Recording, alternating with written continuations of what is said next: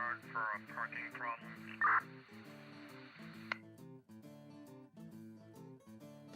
Four in your 23. Yes, that's 4, I'll get a 28 on truck when you're ready. Go ahead. One truck, white Lincoln X-ray 985, should come back up next.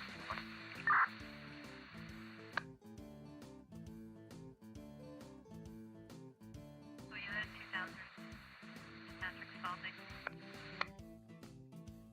10-4, I think you just put a little note in something like that. I'm going to be leaving a note on a vehicle so they can remove it.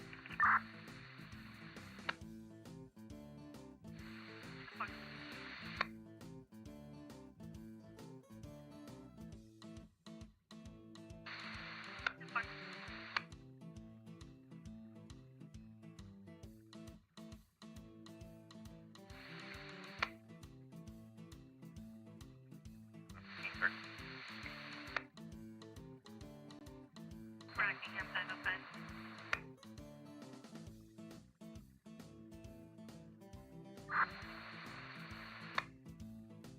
505 ended up vandalism case for Athens. Complainant, soon to be ex, slashed her tires and has made threatening comments to her. She's concerned he might return. Yeah, forgive that to 32. 10-4.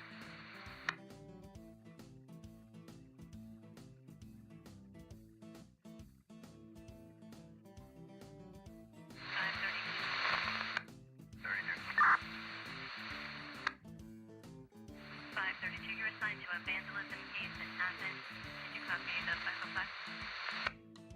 Yeah, 4.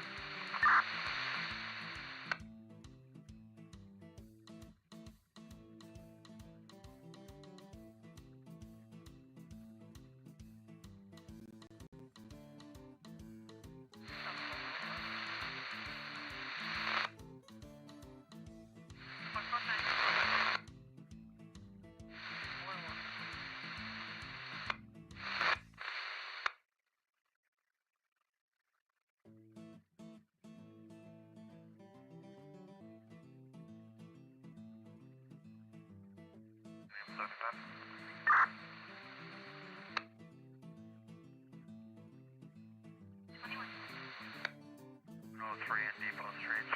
Truck away entry 5. 7435. 10-4. 10-4.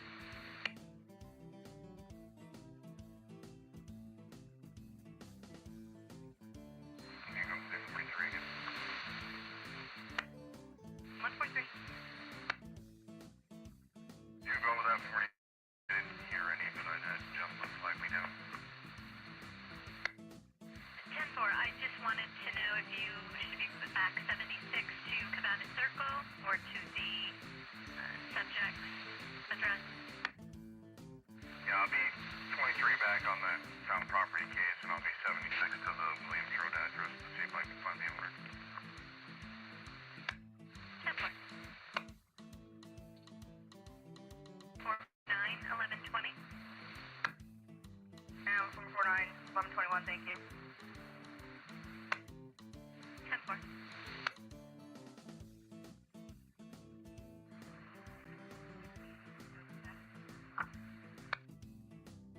Code 4. 4.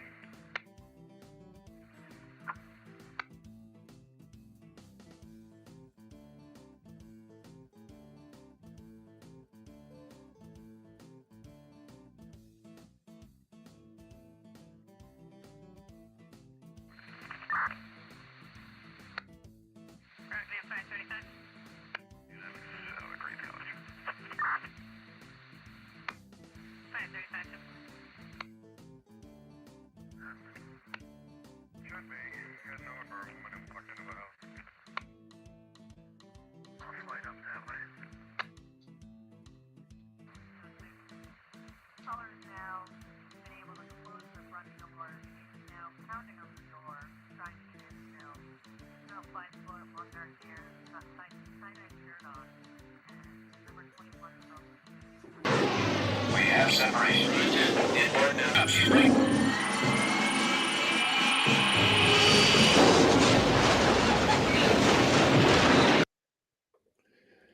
guys, good evening. I'm seeing from the comments that this is John's birthday. I actually didn't know that. So obviously, difficult time for the family to be remembering this. And our thoughts are with the family, especially we're getting close to Christmas. So thoughts and prayers with the family. Choices define who we are. Our lives are brief, no matter how long we live. We succeed, we fail, we struggle, we persevere, make mistakes, get lucky, do some things well, screw up others. Sometimes we're selfish, and other times we're generous. We make connections, form friendships, have some good times. We love. But at the end of our lives, we have a chance to look back along the long road we've traveled. A few of those moments might stand out. These are the crossroads. Those are the times we came to a fork in the road where we had a choice that wasn't easy. Now, if you're a historical figure, others will remember the choice you made. Abe Lincoln had to decide whether to abandon Fort Sumter. Rosa Parks had to decide whether or not to go to the back of the bus. Most of us are not historical figures, and no one will remember the important crossroads that we reached during our lives and the choices that we made. However, we will. We'll remember because those choices define us, make us who we are. Let's talk about these crossroads. Your child falls, scrapes their knee, and needs a stitch. You take them to the hospital. That's not one. That's not really a choice. That's no defining moment. A true crossroad is when you have to go somewhere you didn't want to go, something that you didn't want to do. You had to risk something. You had to pay a price, and you did it anyway. You didn't do it because it was in your personal interest to do it or because you were obligated to do it, but because something else, something deeper compelled you to do it. Something inside you that told you it was what needed to be done, and you did it. And we're at a crossroads here in the Karen Reed case.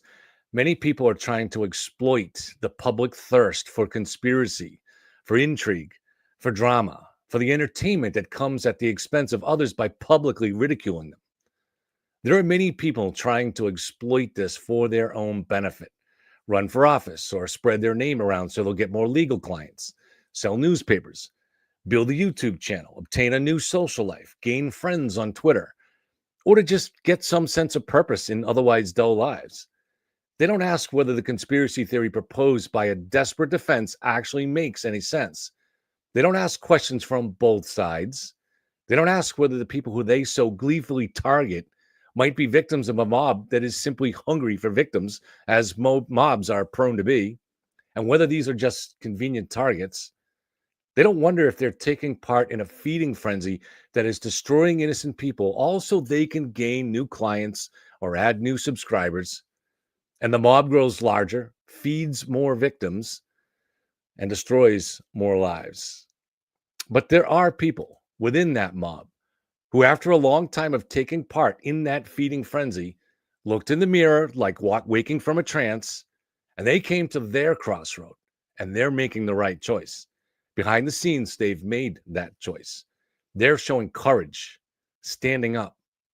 When they look back at the end of their journey, they'll remember that this moment helped define who they are. Now, each of you comes to your own crossroads in life, and it's not for anyone else to say if this present crisis, the Turtle Karen Reed mob, is a crossroad for you. One of those defining moments. It's your call. But this is a situation where a small group of innocent people are being mercilessly hounded by a mob led by grifters. Any defining moment is one where you have a choice that involves making a sacrifice, risking something, paying a price, doing something unselfish. America is a place where historically regular people stand up against bullies, whether that's the government or whether that's ideologues who want to redefine reality based on their latest whim. In the Bill of Rights, our founding fathers established that the government did not have the right to quarter soldiers in your home without your consent. Now, that was a uniquely American idea because we are kings of our own castle and queens. We're fiercely independent. We don't want anyone to tell us what to think. And when the mob comes for one of our neighbors, we have the guts to stand with them. That's the kind of crossroads we're at collectively here.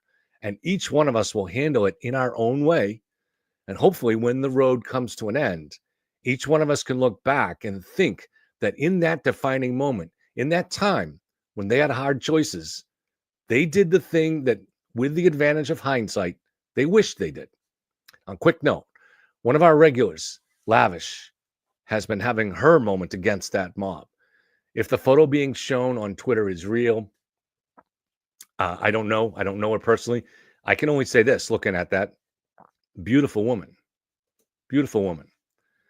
Now, did she make an avatar where she imagines herself a little different? Of course she did. We all do. I like to imagine myself with hair or bulging biceps, like our moderator, Thomas Fleming, who I don't think is here at the moment.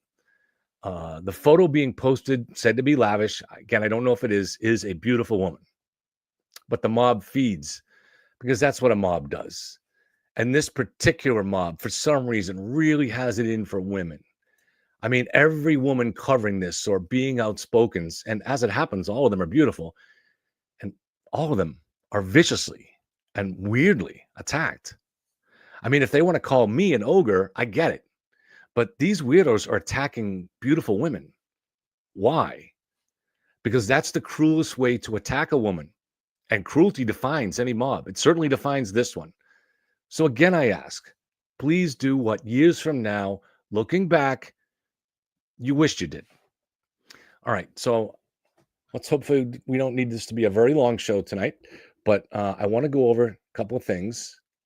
So I have a clip here that somebody sent me. It's just audio from Turtle Boy, probably from last night's show. Again, despite what Roberta says, I don't watch any of the shows. I just don't. But people send me clips sometimes, and Lavish is actually. So actually, Lavish is here. I haven't seen you for a while, Lavish. Good to see you. And she's saying that it was a different person. So, I thought it was a beautiful person. I'm sure you're beautiful too, Lavish. But now I have no idea what you look like.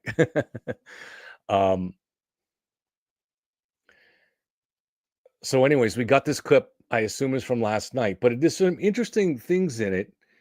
I really think you guys are going to want to hear it because it gives you some insight into how he thinks. And there is a little bit of logic there, right? But we're going to test that,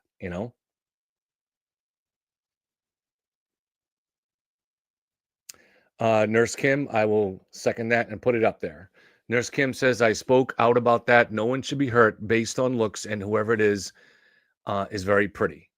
And thank you, Nurse. And yeah, it is. And it has gone on for a long time on one side, but now it seems to be going on to a certain degree on both sides, where people are seizing on the appearance of other people, body shaming and things like that. And this has to stop. It has no place. And generally, when you do that, that's kind of, to any person of common sense, you're losing the argument when you're going after someone else the way they look, or you think you are. And ironically here, a lot of the people that are being attacked for their looks are actually pretty women. So, Karen and Jen Coffenaffer, Karen McCormick, and obviously Lavish Love, and Kate and Tuesday and stuff like that. I mean, these are all attractive people, and the mob goes after them because that's all they can do. That's all they have. So we can agree on that, Nurse. And so maybe I tried to, I don't know if this is something you're interested in, Nurse Kim. Over a year ago, I put together an attempt to get both sides to agree to certain fundamental rules of decency. And that would be something we could add to the list. But the other thing was no doxing. Now, what I mean by doxing is giving out personal information that's designed to get people attacked. So I would say if somebody is online and they are spending all of their time attacking other people, like say that taillight whisperer or Haley Walbrecht, their identities should be revealed. And I don't consider that doxing. But no one should be giving out their phone number. No one should be going after giving out where they work or their addresses. But we should be able to identify who they are. Your right to anonymity is bankrupt, is forfeit once you go on there and you spend all of your time attacking other people. Then no, let's play by the same. You know who I am. So if you want to attack me all the time, I should have the right to say what your name is. But beyond that, that's it. No one should ever go after where they work, where they live, go after their family. Those to me are kind of basic rules of doxing that maybe we could all agree on, that we shouldn't do that. I personally also think it's ridiculous to dig into people's background to try to control them with smear, which is, listen, we just be honest about this. That is a hallmark of the turtle mob. That's a long time turtle tactic that goes back long before the Karen Reed mob. But the Karen Reed people that many of them have adopted that tactic.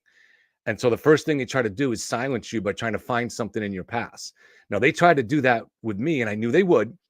Not even, and all I was doing at the time was very much saying, I'm on the fence and I'm asking questions. And they didn't like that.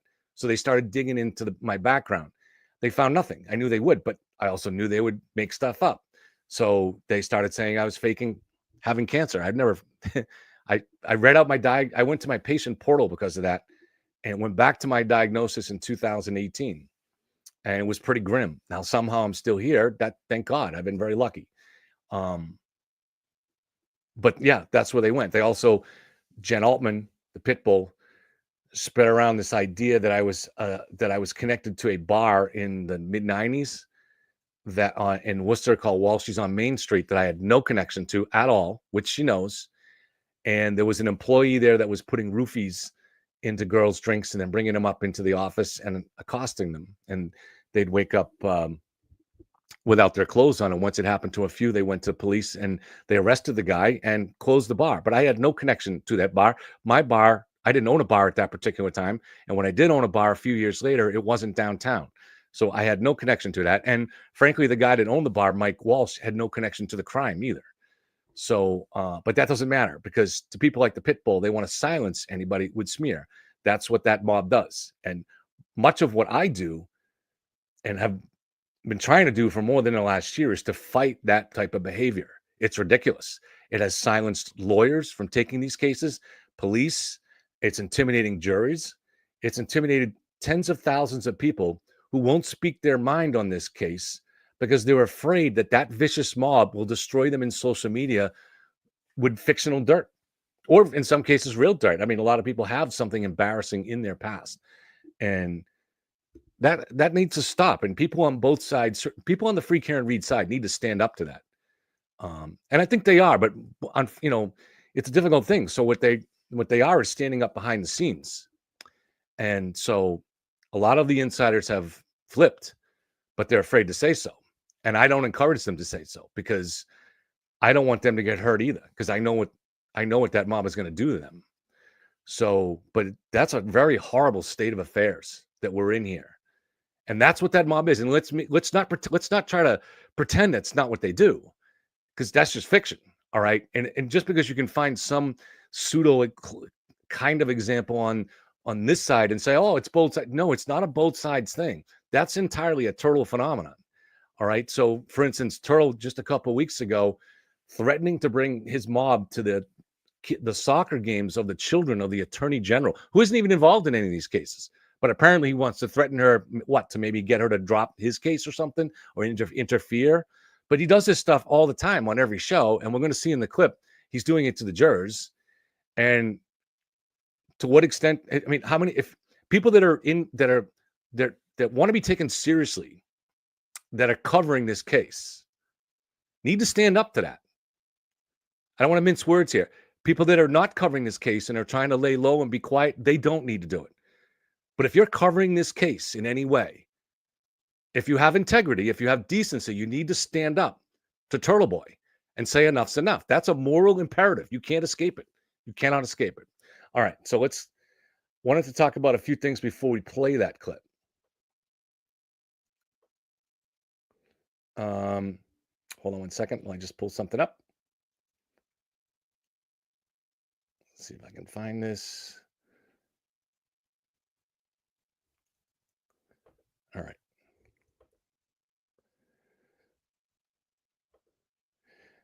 All right. So one of the things that I'm going to do this quickly. I promise. Some people get a little frustrated if I start bringing in logic and stuff, but I think I've found a way to talk about this that is pretty easy to understand, and I'll make it brief and then we'll go to the audio clip of Turtle Boy. But as you know, there were some guidelines that I've talked about with you guys before that I think are important. And so you guys can decide if you think that they are. But to me, there are no geniuses. Yes, there are geniuses in life. You guys have heard me say this many times before. But if you have a theory about what happened in a criminal case and it requires the presence of a genius, it's time to question that theory. So, for instance, when you look at the original, as I read, I think I read this on the air the last show, the original defense outline of their conspiracy theory was on April 12th of 2023 in the motion for Brian Albert's phone.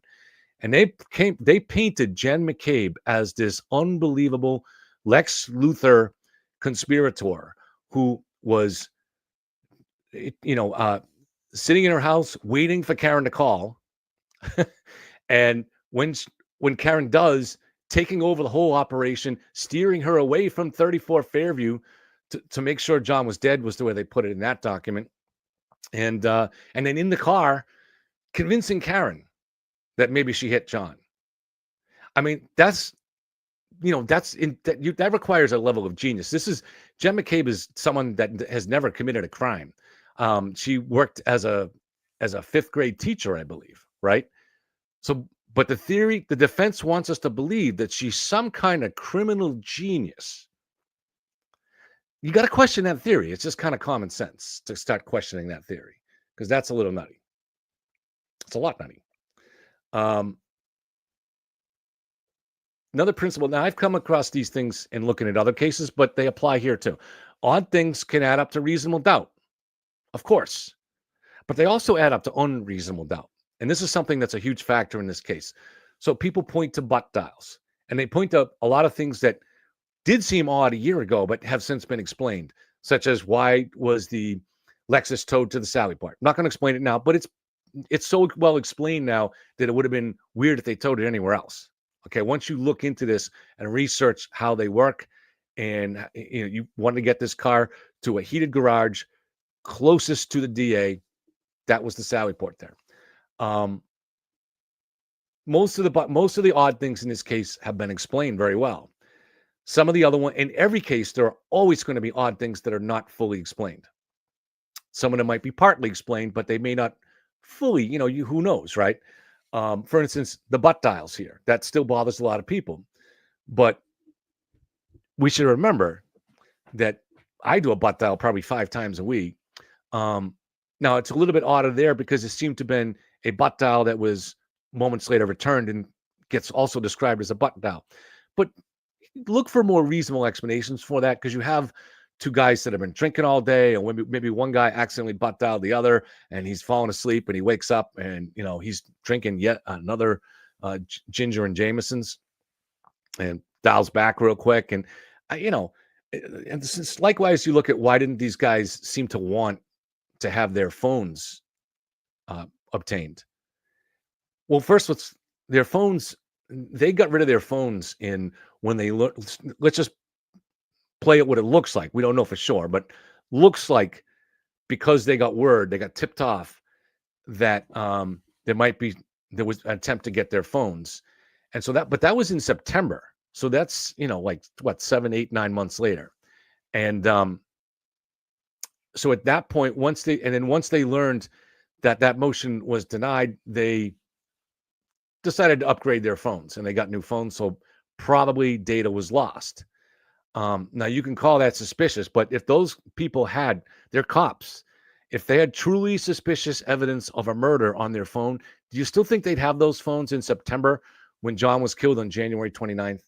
I mean, so you have to really look for other explanations for things. So, did they have things on the phone that they knew might be exploited or embarrassing and had nothing to do with this case? Isn't that a more reasonable explanation? But so this is what I mean by unreasonable doubt. What you have to do is not just look at the odd things that aren't explained, but you also have to look at the actual state's case. And to the extent that evidence is compelling, then the odd things are just odd things. Now, if the state's case is not compelling and the odd things really start to add up, then you can say those things can create reasonable doubt. But what we're finding here in the public is that we have a lot of evidence that really supports the prosecution.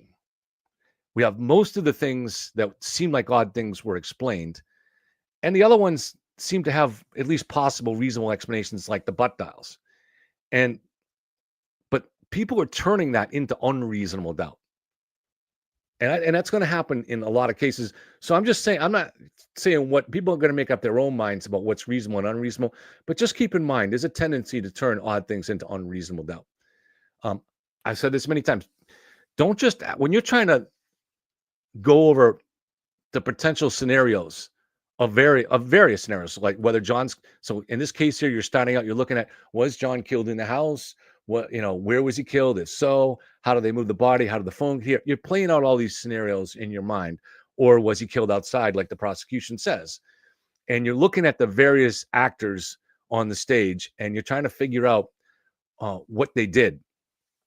But you have to ask, not just one thing that gets neglected is not just why someone did something, but why they didn't do something. And the best example that I've used here is that, so around 10:30, so I think around 10 or 10:30, Troopers Proctor and Buchanan arrived at the McCabe house where they interviewed Jen and Matt McCabe, as well as Brian Albert, who met them there. If there was ever going to be a time when they were going to plan the conspiracy, right? That's it. And there's no way that Trooper Proctor could have manufactured and planted all this evidence without Buchanan being part of it. So if there was ever a time where they're going to get together and say, all right, we need to protect somebody and we want to frame the girlfriend, that's it, right? That's the time when they would do it. Well, what didn't Proctor and Buchanan do? Well, one thing they didn't do when they left there, I'm not sure the exact time, but say around 11 o'clock, the car was sitting about a mile away, the murder weapon, or if you're going to approach this from the conspiracy side, the thing that you wanted to portray as the murder weapon was sitting a mile away in John's driveway. They didn't go gather it. They didn't go visit it. They didn't go look at it. They didn't go tow it to the Sally Port. They ignored it. Now, if they left, if the conspiracy was going to be planned, that's the moment it was planned in the McCabe house. And job one is to pry taillight pieces and plant them at the scene. And you want to do this as soon as possible. I mean, every minute that goes by is a chance that someone takes a picture of that vehicle, a picture of that taillight. You want to get this done before and get that buried at the crime scene as soon as you can, right? But they didn't do that. They didn't go visit the car. They went to the hospital because it's just kind of next on their checklist of how they would normally operate. At that point, they weren't sure what had happened, and they still had an idea. I would guess that if they had an idea that maybe it was a hit and run, but they really still weren't sure. Was this a domestic situation? Was he beat up? They really didn't know. And so the next stop was to go to the hospital, where they understood that Karen was going to be, but it turns out she had gone by the time they got there. But where they would see John's body, look at the clothes. And while at the hospital, that's when they learned that one of John's shoes was missing. So they called the ambulance driver, the paramedics, to have them look and make sure there wasn't a shoe on the ambulance that got missed. Because what happens is John's clothing gets cut off on the ambulance. This is standard. And then they just throw it in a ball in the emergency room. The doctors ignore it. They're trying to save the man's life. And so that's why, remember when Turtle Boy showed those pictures of Trooper Proctor's boots standing near a pile of clothing? Aha! Look how neglectful they are. No, that was normal. The clothing was put there by the ambulance driver, and and they bag it at that point. Again, all these things that are depicted as unusual were not. All right. But so they wanted to find out, was the shoe in the vehicle? And the ambulance guy said, nope, no shoe. So missing shoe is a telltale sign of a hit and run. It happens in a very large percentage of the cases. So now they were starting to really go towards that theory, and they had talked to the ER staff, and the ER staff had said, no, this guy didn't look like he'd been in a fight. So now they start going in that direction. And so the next stop is to visit Karen herself. And that's what they did. But again, you can look at, so again, what didn't they do? They didn't go to the car ahead of time. And as a result, that Lexus escapes and goes all the way to Dighton. And so they're delayed from getting it by hours, you know? So that's another 5-6 hours that somebody could have taken a picture. Karen's brother, Karen's dad could have went out and taken a picture of that. Or maybe she parked it backwards in the driveway and the Ring video got a really good look at it of the taillight, right? So they don't know. It's out of their control. And that dramatically accelerates the risk of them getting caught if they're going to do something like plant evidence. So don't just ask why someone did something, ask why they didn't do something. And along that same line, you can also ask when they get to when they're on their way to Dighton, if job one was to pry taillight pieces, why do they call the Dighton police to have them meet them there? So the Dighton cops actually get there before them. Wouldn't you not want to do that? Wouldn't you want to get there first so you have a chance to maybe, hey, no one's looking, let's pry some taillight pieces. You don't want the Dighton police there if you're going to do that. All right. It's not, this is an important one too. It's not just about motive, it's about sufficient motive. So when you're looking for trying to evaluate actions in a criminal case, it's not just about whether somebody had a motive.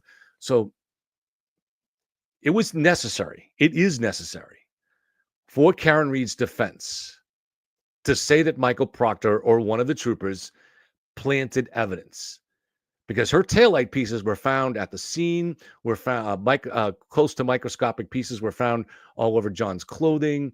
You got a DNA found on the taillight piece, broken cocktail glass, some of the glass on the bumper, John's hair found on the rear panel. You got a lot of evidence there. So that had to be planted if you're going to say that Karen is innocent. So the defense tries to find who had the motive for that. So Karen herself did a lot of this digging to try to find out a hypothetical connection between either Proctor and Buchanan, and she found it with Proctor and the Albert family. But the connection is pretty weak. It's there, it's real, but so Michael Proctor's sister Courtney is good friends with, she went to school with Chris Albert's wife's sister. And through that, she's also friends to a lesser degree, but real friends with Chris Albert's wife. So there is a connection there. But is that sufficient motive to risk your freedom, your career, the welfare of your family? Is there sufficient motive there to take on all of that risk? And people say, oh, cops expect to get away. No, come on. You mean, how many cops do you think are out there participating in a murder cover-up? How many, I don't know how many tens of thousands of cops work in this state. What percentage of them you think actually participated in a murder cover-up? I don't really know of any. You have the cop that killed Bertzmore, but he was not on duty. I mean, and he didn't do that in his duties as a police officer. He did that because this is it was personal. So it's pretty rare and it's super high risky. And for people to say they expect to get away with it, they're not stupid. They understand that planting evidence that would, in the scenario they envision here, it'd have to be planting it in front of all the other CERT team guys. Because the earliest they could have got there would have been right around the same time that they were shoveling out the snow and discovering the pieces. So super high risk, no matter how you slice it. And if anybody ever emerges with a photo that shows that taillight intact from earlier in the day, you're screwed. So is there sufficient motive for Michael Proctor, for Yuri Buchanan to take on this kind of tremendous risk? Tremendous risk. You got to ask that question. They don't ask those kind of questions on the other side. Right, Kim? You have to admit, none of you guys ask those questions. All right, this one's a little bit trickier. Let me have a sip of coffee. When you come to a fork in the road, take it. Look, that's a Yogi Berra-ism. But all I really mean is this. Let me give you an example I like to use as a Lizzie Borden case. So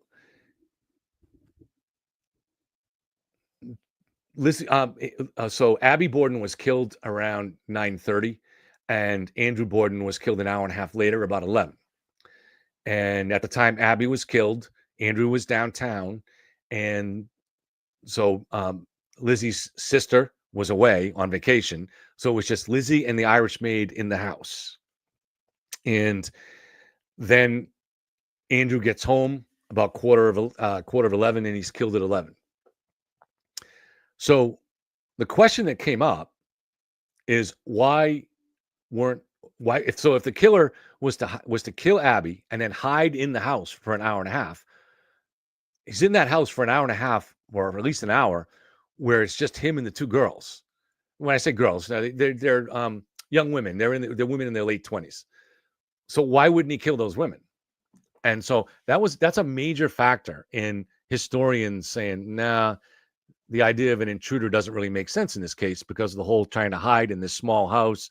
And why wouldn't you kill the other two? And it's a reasonable question. Don't get me wrong. But if you can't let that question from stopping you from exploring other forks in the road, other evidence. So, and what I think that this question has done has caused a lot of these historians to ignore the fact that the murder weapon was never found, despite several days of very, very rigorous searches. They were sure Lizzie was the killer, and she couldn't have gone anywhere. She didn't have time to go anywhere. She really didn't even have time to clean up and change her clothing. Somehow she did. She had a few minutes to do that. But how do you get rid of that murder weapon? And they brought in masons. They dug up the chimney. They dug up the walls. They dug up everything. They even, I think, dragged a nearby pond. Not that she probably had time to make it, but they were that determined, and they didn't find it. So one of these things, something unlikely here happened. Either the killer waited in the house for an hour and a half and didn't attack the two women, or Lizzie somehow managed to hide that weapon in a way that it was never found. Both of those things are unlikely, and one of them happened. So what I'm saying here is sometimes unlikely things do take place. One of those unlikely things was true. But what happens sometimes is when people get to one unlikely thing, they stop looking at the other possibilities. And so just be cautious of that. That's all my advice is on that.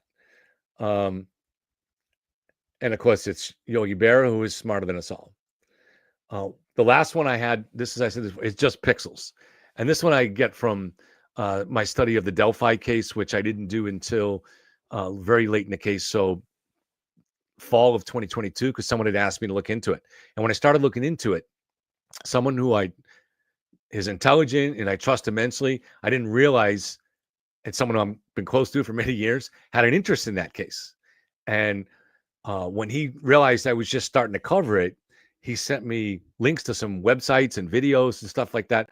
Really wild stuff. But the first one I looked at was these images that were taken from someone on the top of the bridge looking down below. Now, the bridge is an old railroad bridge, and so you can look down in between the slats. But the bridge is high. It's like 80 feet high. And so looking down into the woods below, where there were some kids standing there, like teenage kids. And what they said was, if you zoom in, and in the video, they kept zooming in, you'll see the girls on the ground in a state of being killed or dead or something like that. And I just watched them zooming in, and in the video, they kept saying, see, look, you can see there's her arm, there's her leg. And I didn't see any of that. All I saw was pixels. But it's like looking at cloud formations, right? If you and connect them in your mind, I guess. I don't know. But this is something that I think is something we all have to watch out for. In any of these cases, it's the human brain is designed to try to look at patterns of information and connect them into something meaningful. And this is something that magicians take advantage of all the time to trick us. But we have to be aware of that. We easily can be tricked ourselves. And that kind of connecting information into a pattern is not just looking at an object. That also works with a narrative, where we start trying to form things that aren't connected into something that looks connected and starts to look like a narrative. It's human nature, and we have to watch out for it. Now, I want to add 2 more rules, if you'll indulge me. in high-profile cases, count on the fact that false witnesses will emerge. They will emerge. Now, I have never looked at a high-profile case where this didn't happen. There were multiple witnesses that came out in the Lizzie Borden case, some that confessed, some that saw things that were impossible.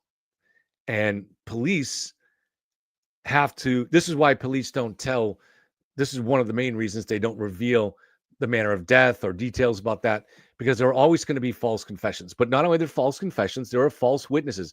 There are people that come forward. It doesn't mean they're lying. It just means they may be lying, but it's usually somewhere in between where people have an enormous, not everybody, but say if in a high profile case that in a city like say Fall River, which at the time would have maybe had 100,000 people, and then plus that was national media too. So let's just say Fall River though, you got 100,000 people. There are definitely going to be a couple of thousand people that really wish they could kind of insert themselves into the case, wish they saw something. Everybody wants to say, yeah, I saw something big, right? You drive by that accident on the scene, on the highway, and you stop and you look, and then you maybe some people, when they get finally arrive at their destination and they're talking to their friends, they might exaggerate what they saw. I don't know. They might remember things that they're not even sure what they saw, but they want to make it seem a little bit more dramatic. It's even bigger with a case like this, though. People just come out of the woodwork and they want to say that they saw something. Now, fortunately, not a whole lot of that seems to have happened in the Karen Reed case, but it's just something to be aware of when you're looking at witness statements.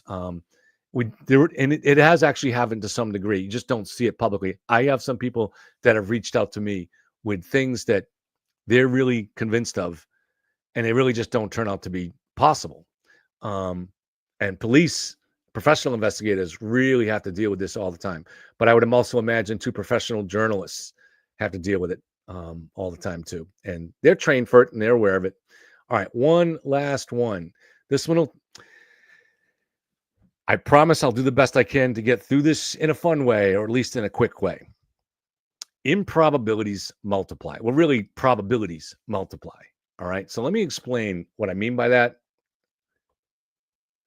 I had an example here. Let me just pull up my notes.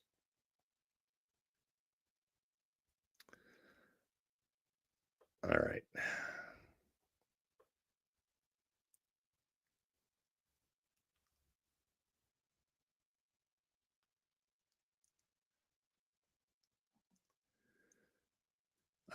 All right. So as we're going through, as we in the public, but even police investigators, as we're trying to weigh through, let's say what we do is we build logic trees about possibilities.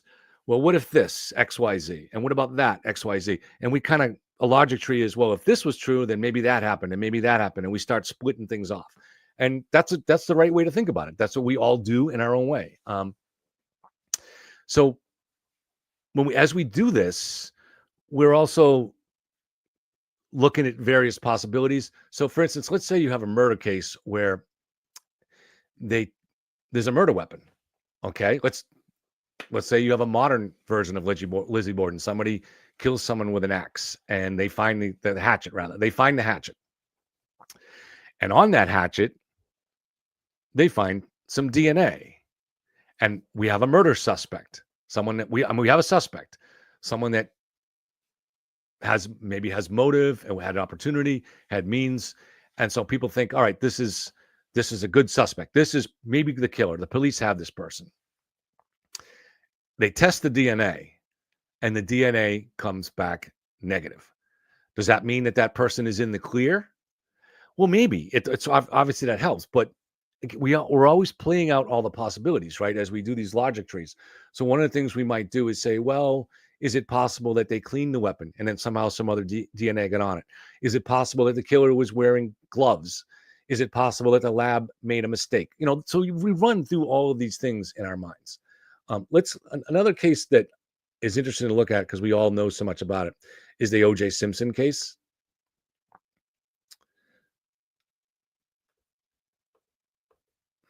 Sorry, just opening up my notes. Then I accidentally hit to another page. All right. So in the O.J. Simpson case, we all remember that the glove didn't fit, right? So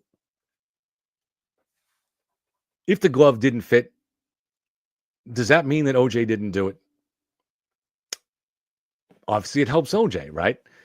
But you got to look at other things too. And you would say, all right, if OJ didn't do it, why did he go on that wild chase in the Ford Bronco with a gun to his head? Right? That's not generally something that an innocent person does. Now, I'm not saying that that's proof beyond a reasonable doubt, but you can kind of assign a rough odds in your head to that. Now, I'm not saying that you should be literally calculating odds. When I do this, it's an example, but it's an example to show how these things multiply. So let's say you say, all right, what are the chances that OJ Simpson is innocent, but still for some reason fled the police in the Bronco holding a gun to his head? So maybe you decide, there's a 1 in 10 chance that he was innocent. And that's certainly probably that's enough to get you to reasonable doubt. But so he's a 1 in 10 chance that he was innocent and he still did that. Maybe he just freaked out. Maybe he thought he was being framed or whatever. All right. After the murders, OJ that night flew to Chicago and he was called and he flew back just hours later that morning. So he came back fairly quickly. When he came back, he had a deep cut on his hand that was still bleeding. It was still dripping blood.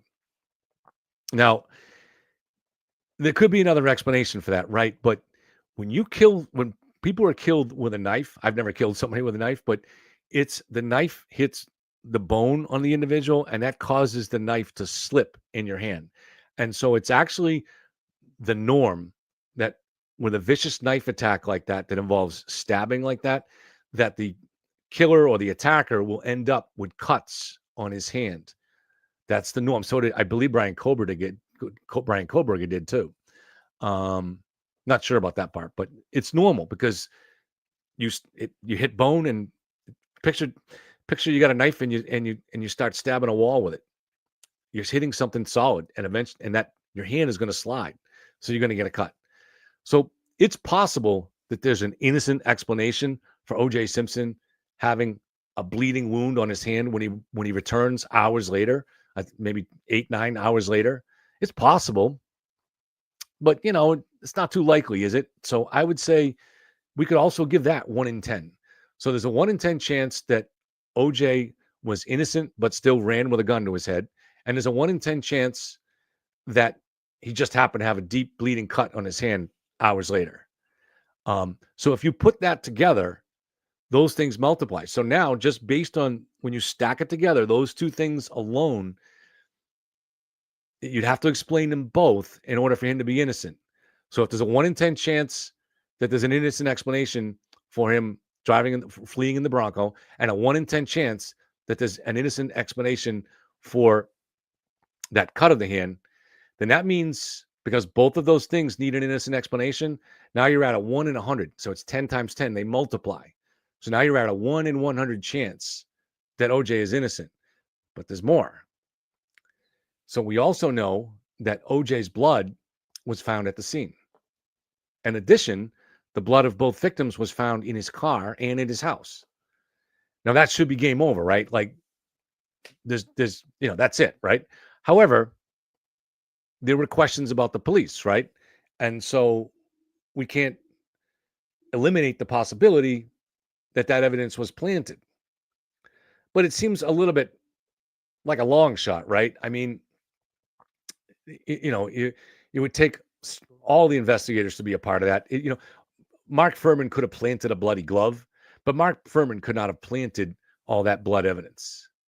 So, and what motive did he have? He had no motive. So you might end up there saying, I mean, I guess if you want to be really, really generous to the innocent side, you would say there's a 1 in 10 chance for that also, that all that evidence was planted. So now you're multiplying 10 by 10 by 10. So now your odds are, because all three of those things have to be true, and all three of those things have to have innocent explanations in order for OJ to be innocent. So now you have the Bronco chase, the cut on the hand, and all the blood evidence that was found all over the place that connects the crimes. If each one of those you assign a 1 in 10 chance, now you've got a 1 in 1,000 chance that O.J. Simpson is innocent.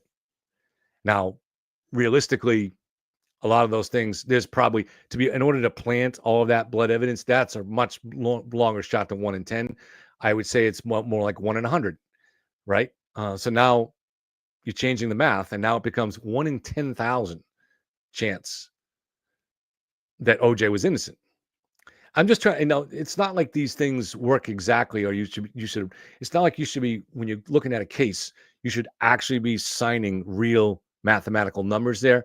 My point is just to understand, as you're looking at something, that if you need to stack together a bunch of unlikely things to be true, then you might really, you're probably working at, you're working at something that's not going to work here, So we can apply this to the Karen Reed case. All right. There's a whole bunch of stuff here that we can apply. All this evidence had to be planted. So what are the chances that Proctor and Buchanan had motive and means to do all that? I mean, so we're going to be super, super generous to the defense here, and we're going to say 1 in 10. All right. That's unreasonably generous to that defense theory, but we'll say 1 in 10. Now, what are the chances that the killers or the attackers inside the house come up with a plan to leave John alive on their own lawn so the cold will finish them off? I mean, it's really an absurd idea, right? So you're in the house, you attack this guy. He doesn't have fatal wounds. He only has one serious wound. It's on the back of his head. If he goes to a hospital, he's going to be saved. So the more rational plan for those people in that situation is to take him to the hospital. That's what's in their best interest, because you take him to the hospital, he lives. And even if one of you guys hit him on the back of the head with a weight, as Turtle Boy likes to think, or as David Yanetti likes to think, even if that's the case, you've got all the witnesses in the house, or your family, your friends, they're going to say it didn't happen that way. They're going to say, no, John came in and started the fight. So it's a crazy thing. Which it's in their self-interest to bring him to the hospital, even if these are the cruelest, most vicious, sadistic people in the world. They are going to be smart enough to calculate that it's in their best interest to take him to the hospital. But let's say, whatever, they're drunk and somebody says, no, that'll never work out. They're going to find out that it was the weight. They're going to come in and test it, and someone's going to get in trouble. Someone's going to go to jail. We're all going to lose our jobs. We need to kill this guy. Now, it's hard to imagine that real people think like this, people with no criminal history. But if you want to envision that, you have to ask yourself all the other questions. So if they make that decision, then why don't they kill John in the house? Why do they risk bringing him outside, putting him out there where he might be rescued, where Karen might come back and find him? They put his phone out there. He might, as Victoria from Dublin told me, pick up the phone and call for help.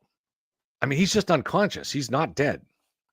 So why would they take that risk? Why wouldn't they do like Tony Soprano did to Christopher in The Sopranos and just cover up his nose and his mouth, his air passages, so he dies, and then put him out there?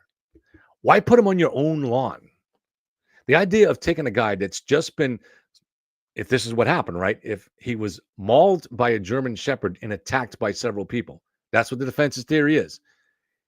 The idea that you think you're going to hide that from a medical examiner and from the emergency room staff, that seems weird to me. That seems weird. These guys are going to know. If that guy was really attacked in that way, you're not going to be able to hide that. It's going to be readily apparent, easily apparent, at first glance to any medical expert. The EMT guys would know, and the paramedics would know when they arrived. So the idea of taking someone that you've just done that to in your house and bringing them outside on your own lawn is absurd.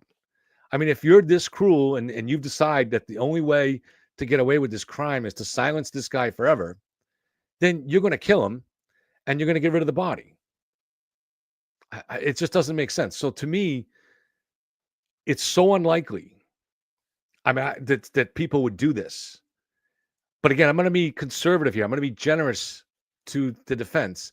And instead of saying it's a 1 in a million chance or a 1 in 1,000 chance, I'm going to say there's a 1 in 10 chance that that's what happened, right? That they could make that kind of a decision to put them out on their own lawn alive.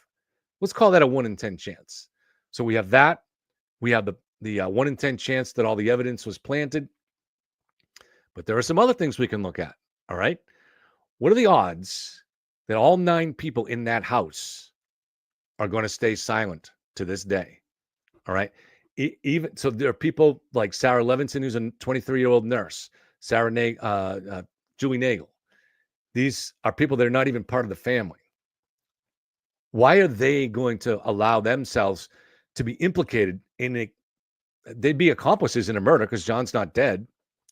So if they allow him to be put out to die, they're accomplices in the murder. They're going to jail for a very long time.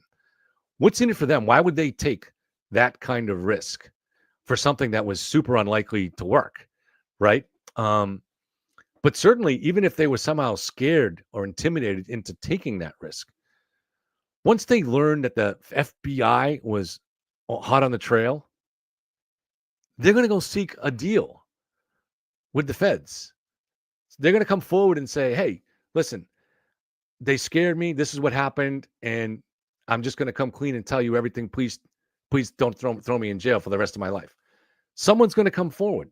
It's inevitable. It's almost a certainty, right?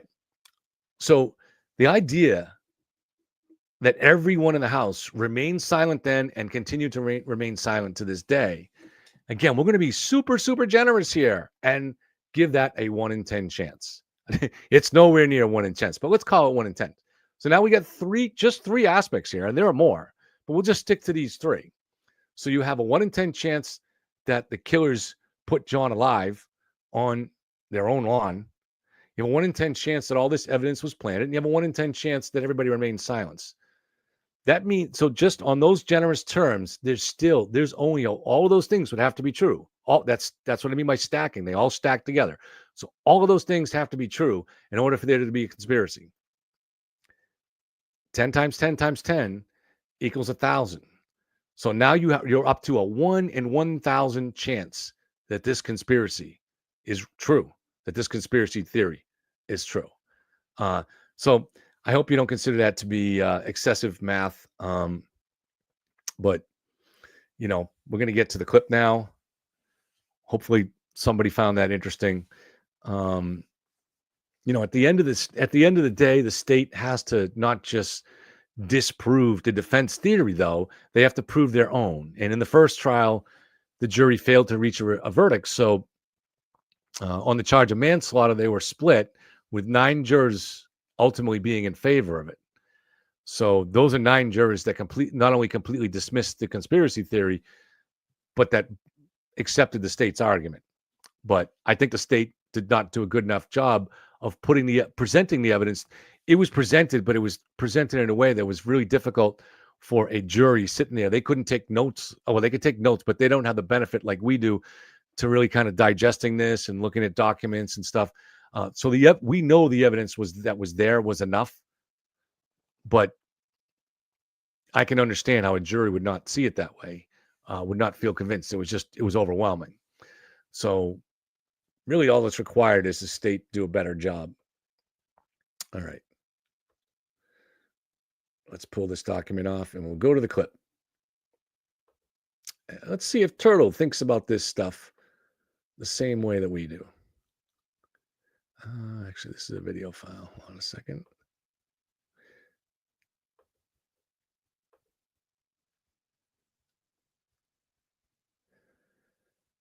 Let's see. Where is this guy?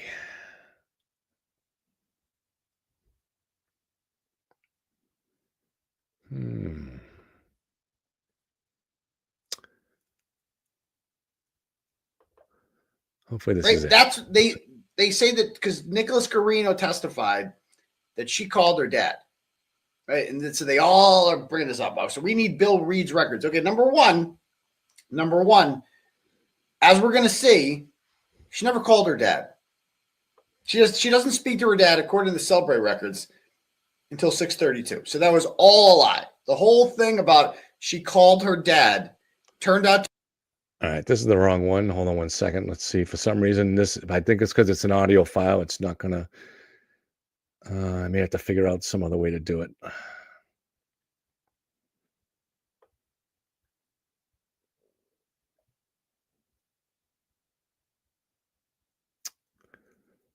Huh.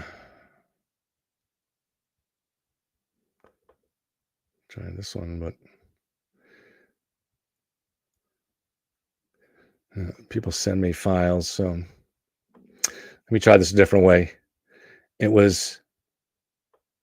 Let me see if I can open in a browser tab. All right, now let's see if this will share.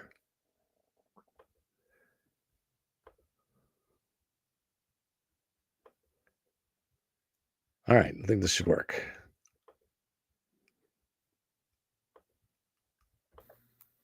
Karen Reed couldn't have done this. And if Karen Reed didn't do it, then someone else did because John's dead. So that's the first thing they do is hire these. All right, so I can approve it this far that he's taking a logical approach. He's doing like we said here. You're creating a logic tree. So what he's saying is, if Karen didn't do it, then someone else did. Guys, so like nothing else matters. Like nothing else except if she didn't do this. This is the only thing that matters. And this doesn't just cover murder; it covers manslaughter as well. Because that's the whole manslaughter thing was a compromise verdict. I just feel like it's like, well, we gotta throw Peggy a bone. She's sitting there fake crying, so we gotta make it, seem like, we're doing this woman a favor. We gotta do something. All right, so he's grasping at straws here. So he's saying that it was proved that Karen didn't do it, but now he has to explain why 9 jurors believe they did. And that's where this is the problem, where you get this free Karen Reed twisted logic where they just can't deal with reality anymore. And you're seeing this with Turtle Boy because you can't get around this. So now he's like, well, maybe the jurors were just willing to send Karen to jail for 20 years because they felt bad for Peg O'Keefe. I mean, that's just an utter insult to. Nobody would think that way. I shouldn't say nobody. Never how an individual person is going to think. But the idea that 9 jurors were all willing to send someone innocent to jail just because they felt bad for Peg O'Keefe. He's grasping at straws. It's disgusting. Something. She's crying. She's looking right at us. And Brian Albert's scaring the shit out of us. So yeah. And so now he's going to add to it. Well, so maybe those jurors voted that way because Brian scared them. Murder was, first of all, the murder, no murder and manslaughter makes no sense either to me. It never did. Because 24 miles an hour in reverse can never be an accident, ever. It's either murder. All right. So this is a very interesting point that he makes here. And I think some people here might want to take that too and agree with it. So what he's saying is that there's no way you accidentally went 24 miles an hour. So if they can match, by Turtle's logic here, if you can match Karen's vehicle to the collision to killing John, then that's second degree. That's what he's saying, because he's saying it involves intent to harm him. Make no mistake, that's what he's saying. So now I don't know, I don't have any information on the chip off for the new, whether they got new vehicle data or whether they've even done the chip off yet. We only know the schedule they talked about at the hearings a couple of weeks ago. And so beginning of this week, the chips were to go down to Texas to have the software upgraded. Then they have to be resoldered onto the board and then put back into the Lexus here in Massachusetts. And then both sides have to have their experts there for the chip off. And they're expediting this because the trial is still scheduled for late January. They need time to analyze this. The defense needs time to potentially bring in a rebuttal expert. So I believe that they were scheduled to do that chip off this past Friday. Now, I don't know how long it'll take them to get that evidence, but if that chip off gives us more, there's already enough information there to link Karen in a bulletproof way, as we've gone over many times on this channel. In the shortest version of it, It's the correlation between the vehicle data and the data from John's phone. So the vehicle data does not have timestamps, but we think it will after the new chip offer. We hope it will. But at the moment, it doesn't have timestamps. So what we have is we know that there were 2 triggered events in the whole lifetime that she owned the car. One of them was a 3-point turn, and the other one was 8 minutes and 4 seconds after that when she went in reverse at 24 miles an hour. So when we look at John's phone, we see she did a 3-point turn on Cedar Crest. And we know that because they took Waze to navigate there, and Karen missed the turn onto Fairview, so Waze adjusted. And so we get all that record there. Now, this means we can calculate. So if we knew exactly what time to the second that turn was on Cedar Crest, then we know what time John was hit. Now, they should know that even without this, because Trooper Garino was plotting the GPS points second by second. So he just, for some reason, they didn't plot it for that particular moment. They weren't making this connection. He wasn't looking at, see, Trooper Paul had the vehicle data. Trooper Garino had the phone data, and those 2 worlds never collided. So they need to collide. An expert needs to take those things and do that comparative analysis. So then you should be able to go and get the GPS from John's phone and see exactly what time they did that 3-point turn. Now, from what the data presented to us, Trooper Garino presented, we know what time they missed the left-hand turn, and then we know what time after she turned around, she made the right-hand turn. And so if you put the 3-point turn in the middle of that, that's at 12:24 and 2 seconds. Now, we don't know if it was in the middle. It could have been a few seconds before or after that, but it's roughly around that. It couldn't have been much off from that. 8 minutes and 4 seconds after that is when she triggers the next event by punching down the gas in reverse. And 4 seconds into that event is when you get the telltale signs of a vehicle collision. So 8 minutes of a pedestrian collision. So 8 minutes and 8 seconds after that 3-point turn on Cedar Crest is when John was struck. So if you put it right in the middle, that's 8 minutes and 8 seconds after 12:24:02. So that would, if you, by that data, John was struck at 12:32 and 10 seconds.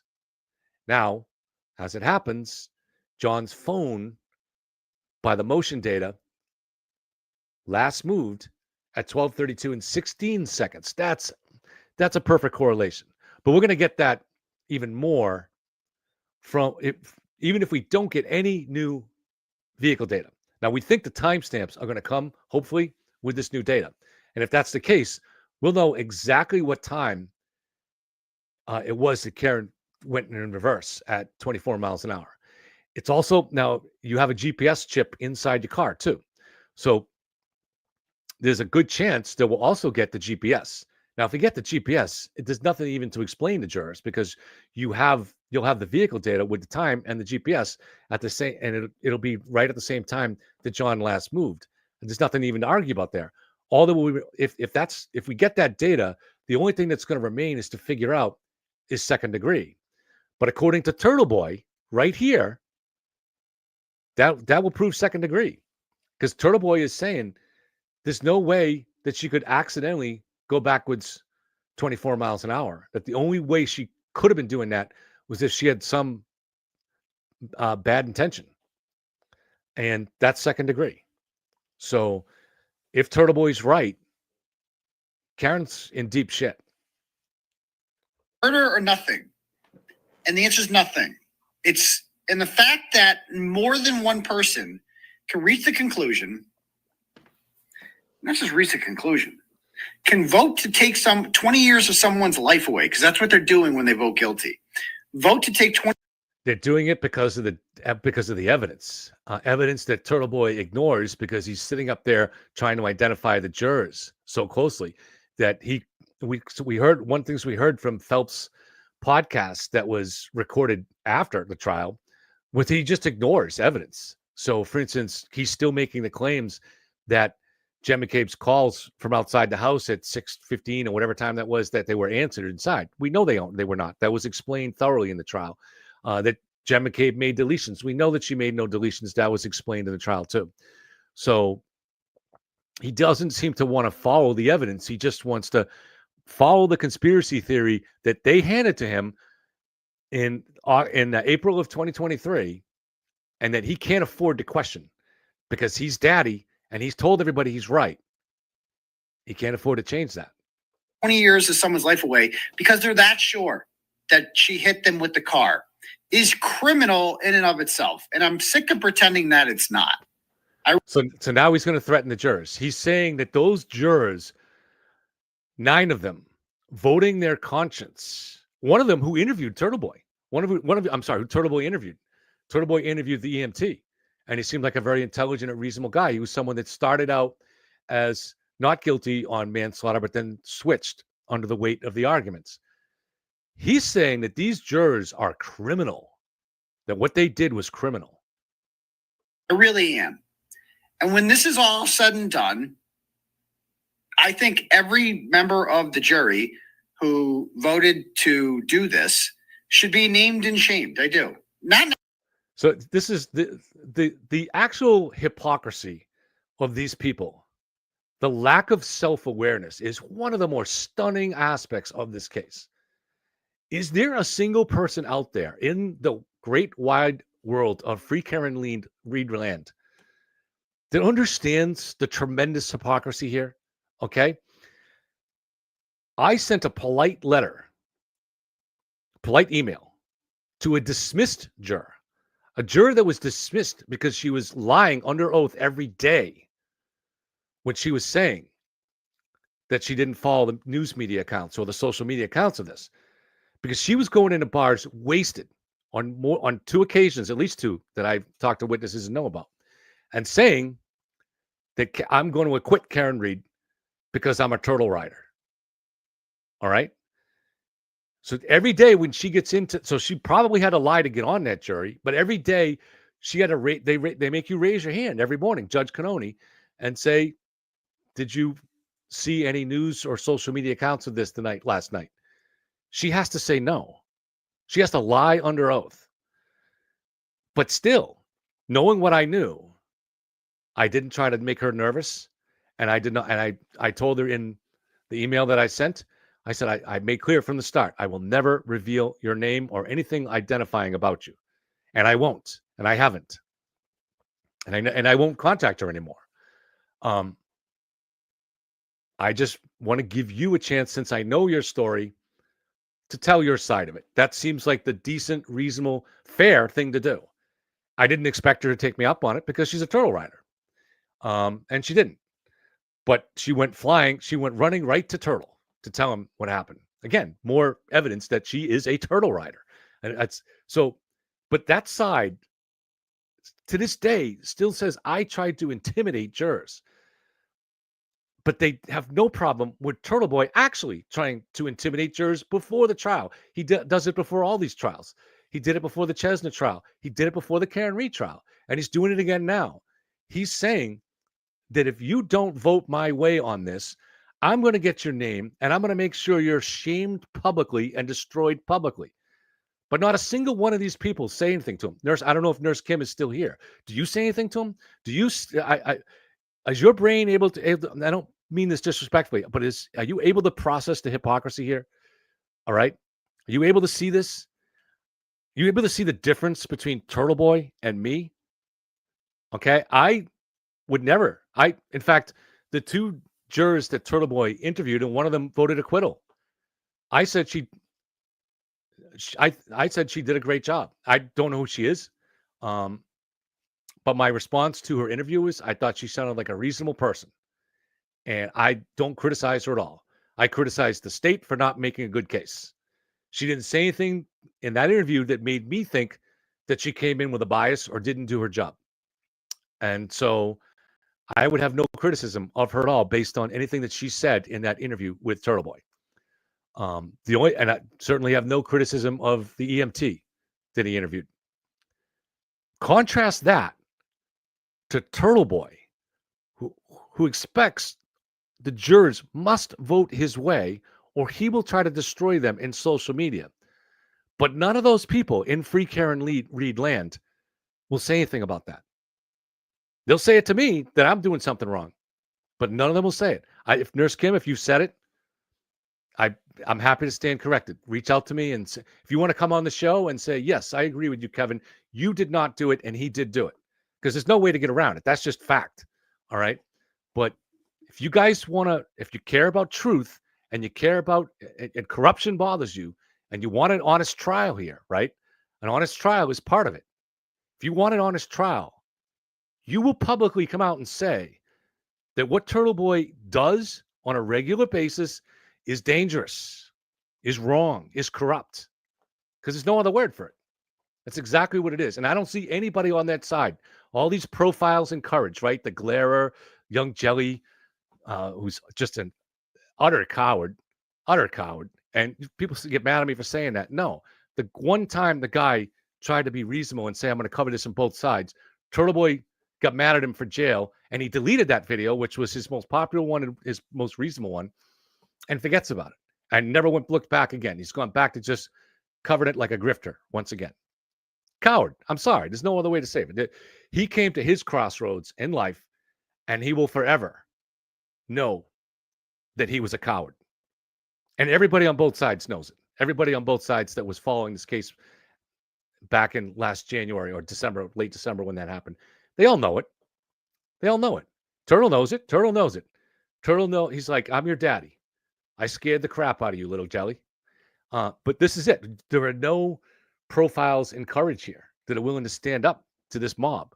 And this is way more dangerous than anything that people think is going on here in terms of corruption in Massachusetts.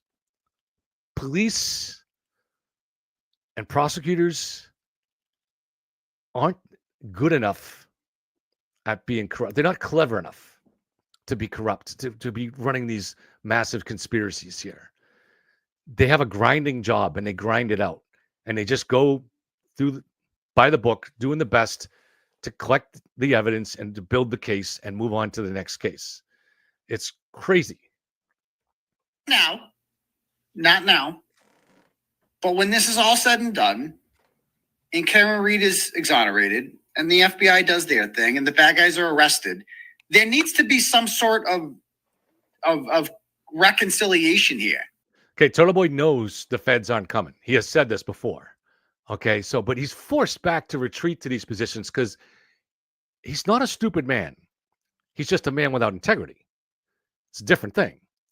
And there's this kind of conflict that's going on in his head. He knows that Karen Reed is guilty. He knows that the prosecution's case, he knows the conspiracy theory is absurd. He does know it. He's an intelligent guy. He just can't deal with it because he hitched his wagon to that and saw what it might lead him to. And he doesn't have the integrity to back out. And now he's going to try to threaten the potential future jurors here. Especially with the foreman and the engineer, who kind of were the bullies in the room, who allowed this to happen. Like, why are they not why are they not being shamed? How are they not part of the problem? Oh, they're just doing their job. They're not, though, because they didn't listen to science. So they're not doing their job. Why? Because you say so, Turtle? Is this because that's it? You're daddy and you're a cult leader, and so people just have to accept that? You don't have to make an argument. You got 9 intelligent, honest people making a sacrifice that have made a decision based on the evidence that's different than what you're saying. So they must be somehow wrong or corrupt. Not just wrong, but corrupt, and they're evil. And they have to be destroyed. This is why I fight you, Turtle. This is why I fight you, and I won't stop. This is why it's a crossroads for me. When the end comes, I want to look back and say that I did the best I could. And I did make sacrifices. Back at the time when I first started standing up, it felt very much alone. I lost my team. I lost almost all my audience. When I came back to doing it again, I was by myself, and my audience was about 15 people. But it's like, I'm going to do what's the right thing, and I'm just going to do it, and wherever it goes, it goes. And it's still an audience that's tiny in compared to what the grifters get, but that's because that mob is insane. And the public thirst for that kind of thing is endless. Hold on one second.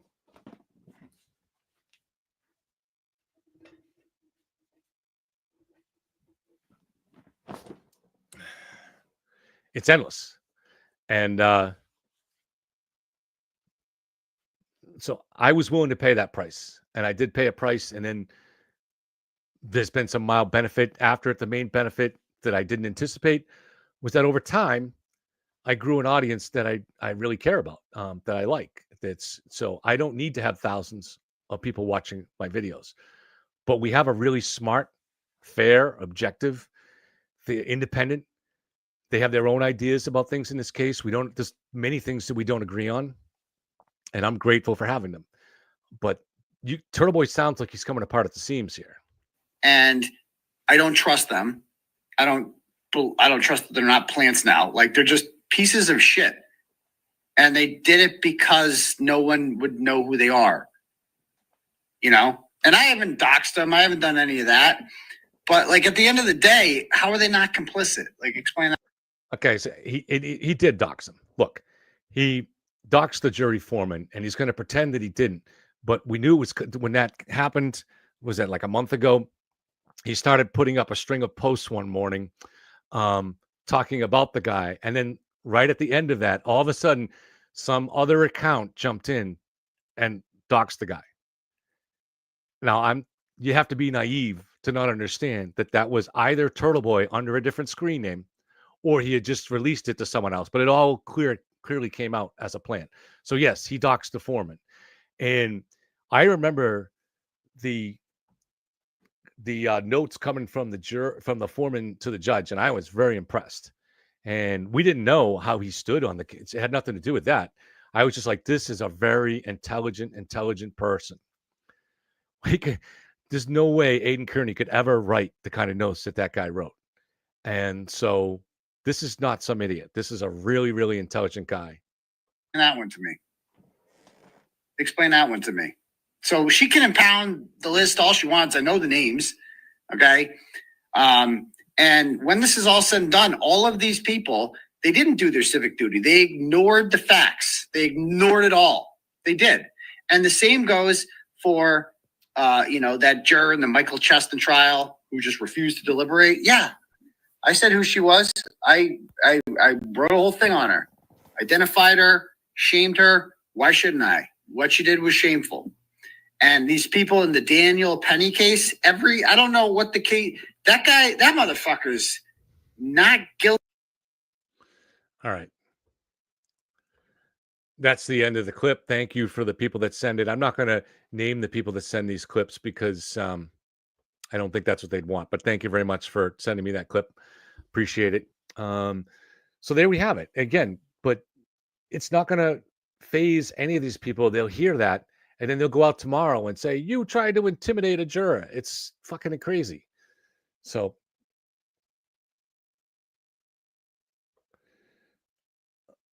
let me just say thank you to the people I want to say need to say thank you to. So Lavish, she is not this Michelle person, but thank you very much, Lavish, and really glad you're here, and hope you're holding up under fire from the mob. The dude abides says he's always got some wisdom to share with us. Remember, it's better to look back on life and say, I can't believe I did that, than to look back and say, I wish I did that. Yeah. I mean, I don't know. I'm not someone that believes in life after death. Anything's possible, right? But, they say you get those moments where you go over your life. What is that called? Life review or something like that.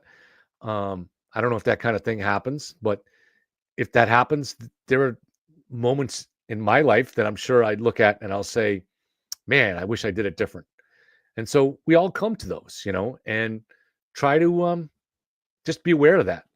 And whatever you think is the right thing to do in these things, try to do it. Rena says, catch up on this tomorrow. She's on her bike. I hope it's an exercise bike because it's pretty dark out there, Rena.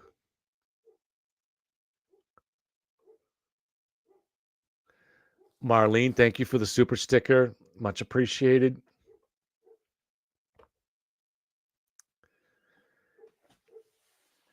Ken says that Karen's rage shitting right now, no doubt. I mean, yeah, I don't know what's on her mind. Who knows, right? Like, She must be sweating bullets about that vehicle data. I know I would be if I were her, because that data is already there. And all you need is one expert to come in and unite the reports and the data gathered by, I don't think I need this now, by Trooper Paul and the work done at Trooper Greeno. One expert to sit there and correlate that, like I have done with the bulletproof. I'll put it up since it's I haven't put it up for a while. The famous bulletproof map.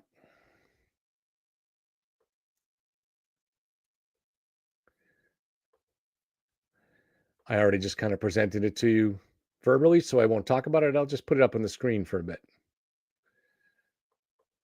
All right.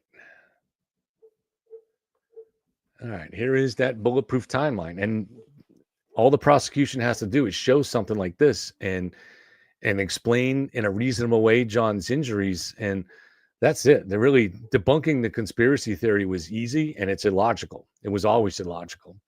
So, not very difficult. Let me see. I don't know if I can make this any bigger for you. I guess that's as big as I can get it. All right.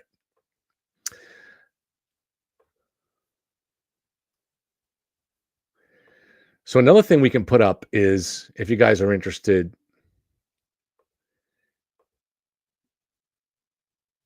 let me pull this up. Somebody was kind enough to post on Twitter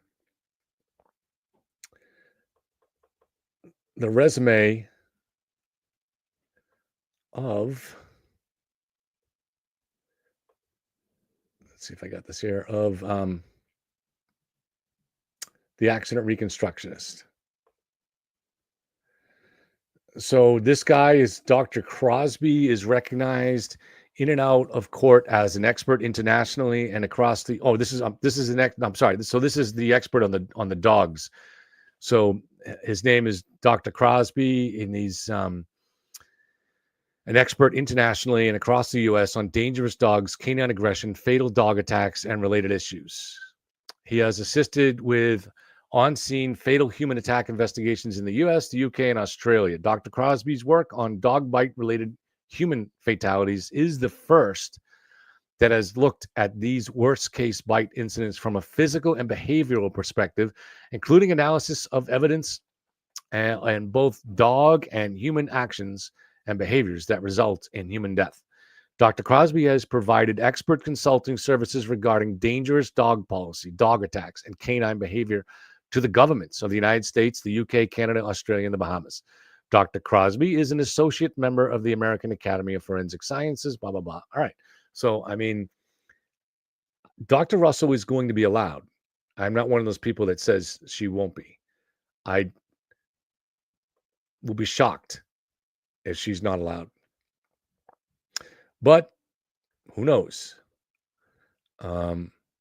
Stranger things have happened, right? But I believe she'll be allowed. Doesn't seem to be anything new in that motion to not allow her that was involved in it last time. So I do believe that Dr.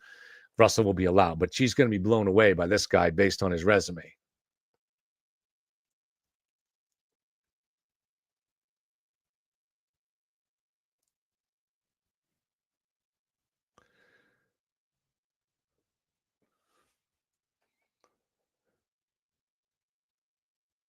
So Jennifer is talking about the behavior analysis. I actually watched that show. A couple of people sent me those links to that, and I don't usually really have any use for like Joe Krowski. I don't have any use for the behavioral experts that I usually see. But those guys, I've watched that before and other things. They're very good. They're very good. And so I did. TB is crying about getting arrested again. Did he get arrested today? Anyways, it was pretty interesting. So these guys are called, what are they called? The behavior guys, the behavior panel. I think it's called the behavior guys, but it's a 4-man panel, pretty experienced guys now what they were looking at was the Dateline interview of Karen Reed. The problem with it though, is they're not looking at what they're looking at is edited footage. So I can tell you what they're looking at is the footage that's posted on the ABC website or NBC, whatever Dateline is for. I reviewed that with Karen McCormick on my channel, and it was different because they tightened it up. So it was not the same as what they showed when we watched the episode live on TV, which was not live. That was still edited in itself. But when I watched that the first time they showed it on TV, when the reporter is asking Karen, he had to really press Karen hard about what Karen saw. Did she see John walk into the house? And when you watch that on that Friday night, my God, it was one of the most stark examples I've ever seen of lying. However, by the time we reviewed it when they put it on the website and me and Karen reviewed it there, they had tightened it up so it flowed a lot smoother and it looked a lot less like lying. But at the end of the day, what I was looking at when we saw it on TV the first time was also edited. So you really have to see these things unedited to get a sense of it.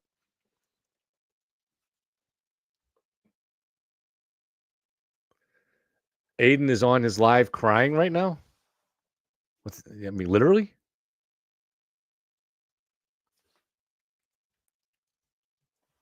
What's he crying about? Was it something I said? I'm kidding.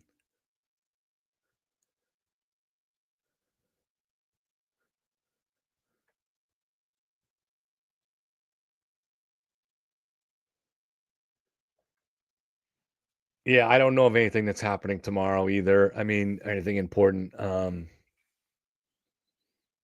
There's a lot of false rumors that go around Twitter.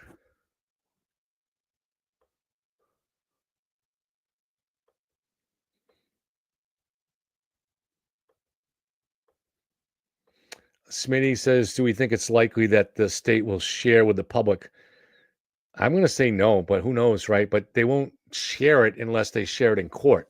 So it's possible that there could be another hearing where they decide to share it.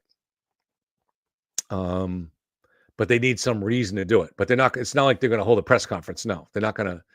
So pretty good chance that if they get new data, we might not find out until trial.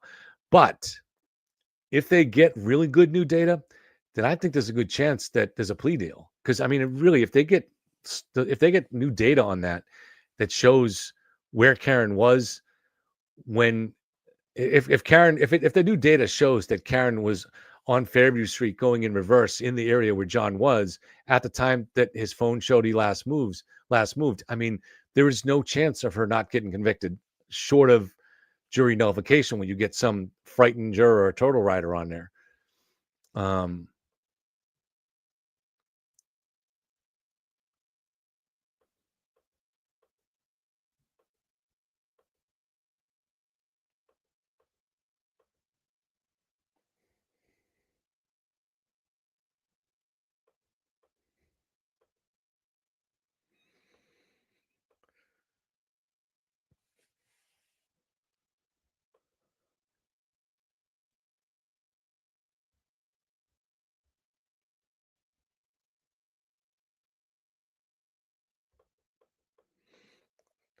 Sorry about the silence. Just reading through the notes.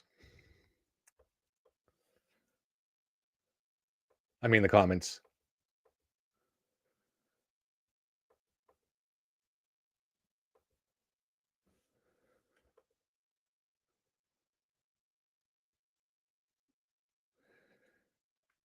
Comments on Turtle Boy's mall.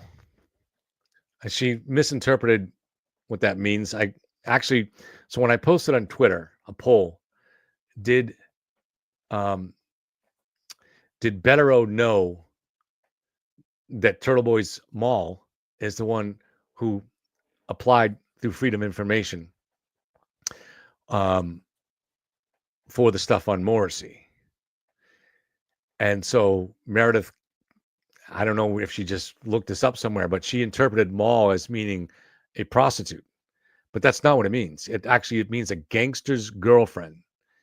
And it is kind of a term from the 20s and 30s and 40s. But I love movies and books from that era. So that's what I went with. But the reason I put mall is because I was just trying to avoid putting her name out there. So I wasn't doing it to actually be insulting. But he is kind of, he's married. He's got kids. she's a mole. He's kind of a gangster at this point.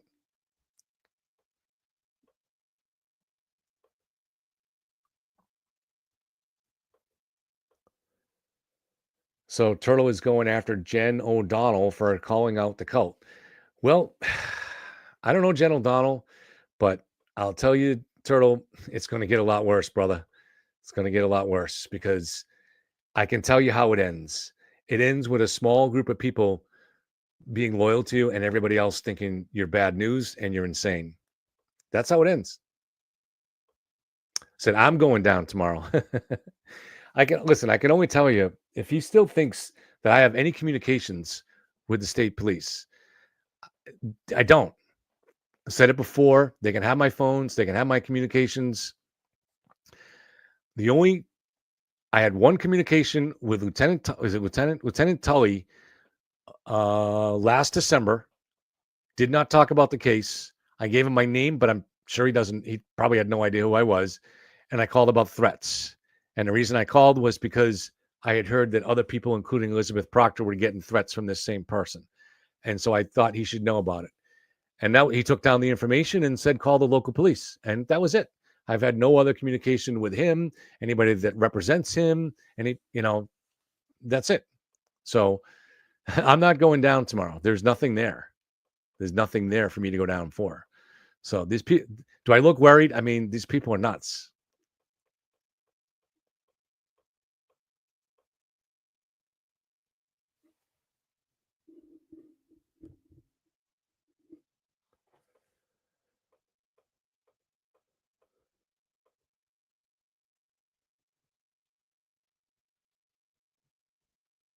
Yes, I will be going live for the Daubert hearing on the 12th, which is Thursday.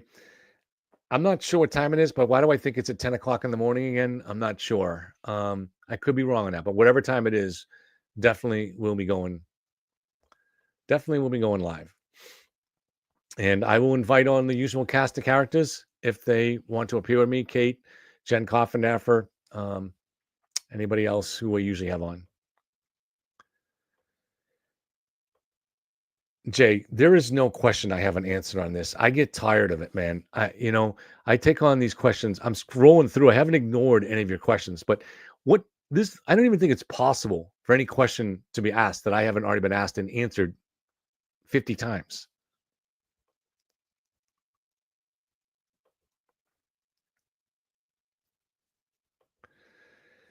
The Voss interview. So they had much of that interview the first time.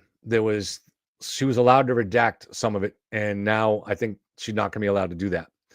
I don't know what she would have wanted to redact. She's trying to protect journalistic integrity, and as she should. That's her position. That's her job to do that. And the state's going to follow its usual law when it comes to such things.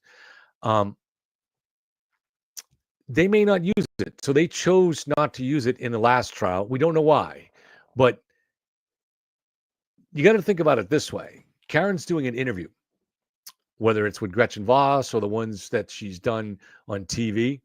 And in that interview, she's saying she's innocent. And so if you show that to a jury, there is a risk. And so she's not taking the stand. So the jury never gets to hear her. There is a risk that some of the jurors will hear her and believe her or think that she's telling the truth, right? So that's the risk you have to decide if you're going to play it. She's sitting there. She did the interview with Voss. We learned from the hearing last week. I had always thought, I knew Yannetti was there. Now it sounds like Yannetti, Jackson, and Little were there. They had the whole team. And so she would have been very careful about what she was going to say. So she's not going to say anything incriminating, but she did say one thing because they hadn't thought it through at this time.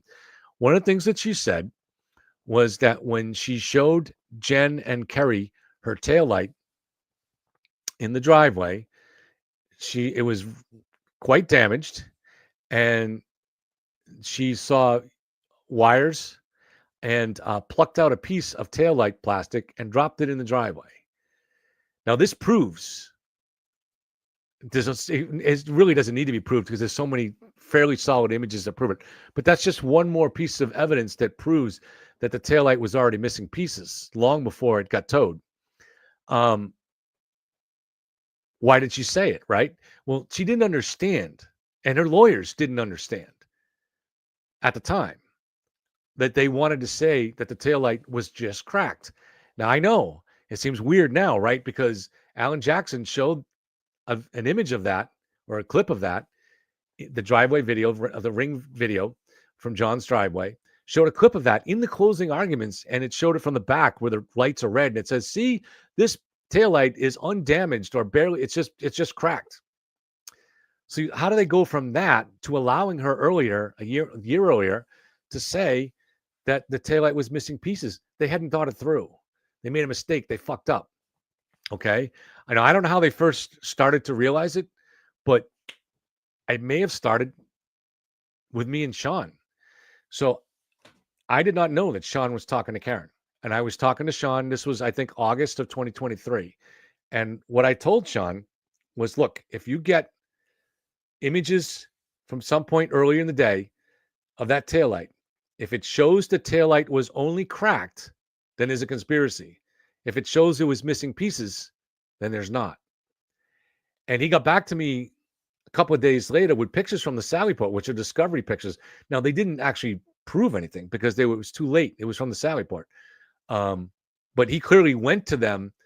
I don't know if that was his taillight project that he talked about. I don't know. But he went to them and he said, look, we got to get some images here. So I don't think until he went to them, until I posed that question to Sean, that at that time, they didn't realize the importance of showing that the taillight was just cracked. I know it seems amazing now after all we've been through, but when they were talking to Gretchen Voss at that time, they didn't know that. Crazy, right?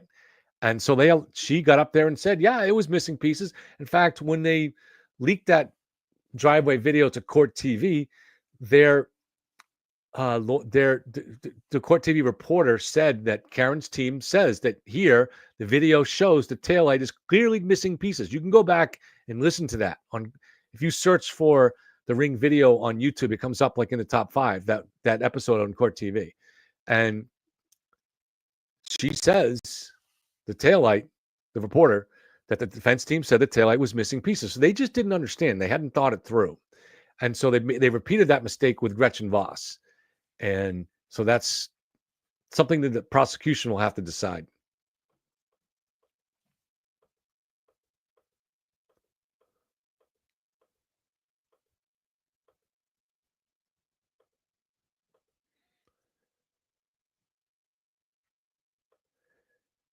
So, so Chick from the Bricks, hi. And she says, any comment on Meredith impersonating Kevin Reddington and misspelling his name?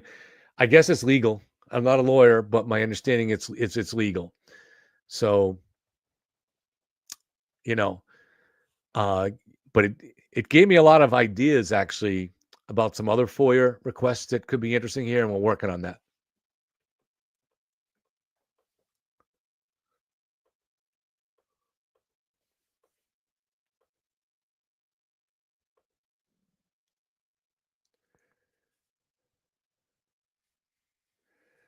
Jennifer asks if Turtle Boy could be threatened with tampering. So this is the problem with Turtle Boy, is a lot of this stuff is gray areas of the law, right? But he's clearly threatening the future jury. But is there a law that prevents him from doing that? I don't know.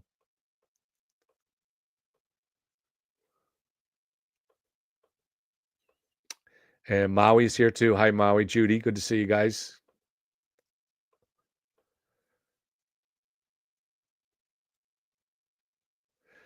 Jay says, why was no blood found on the taillight pieces or housing? Why would there be? John only had shallow abrasions on his arm, and the head wound was caused by the ground. So the great thing about your question, Jay, is it really supports the prosecution. The fact that there was no blood found on the taillight pieces or the housing affirms the idea that the head wound was created by him striking the ground. So the only part of his body that really, unless it maybe skinned his knee because he had a slight contusion there, and that was underneath his jeans, so that wouldn't have done it. The only part of his body that had impact with the vehicle was the arm, and those wounds were shallow. So I don't think you were likely to find blood there. It was like an impact wound, you know?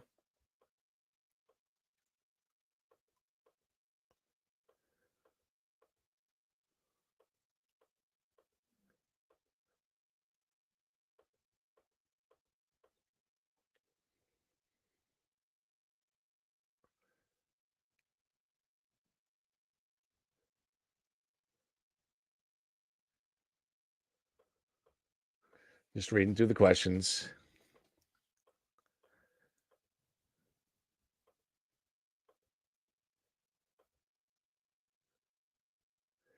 And Francesca points out to Jay that John was wearing his shirt. And that's true.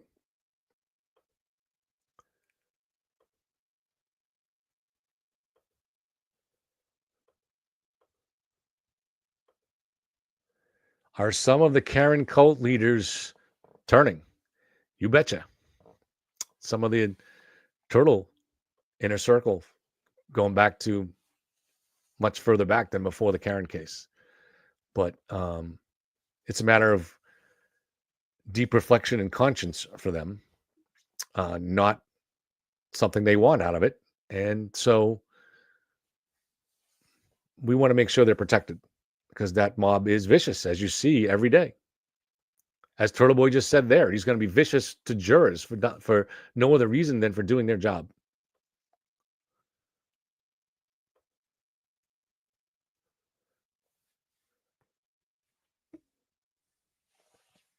So Turtle Boy is absolutely demolishing Jen O'Donnell right now. So this is what you're going to see. So I don't know exactly what happened there.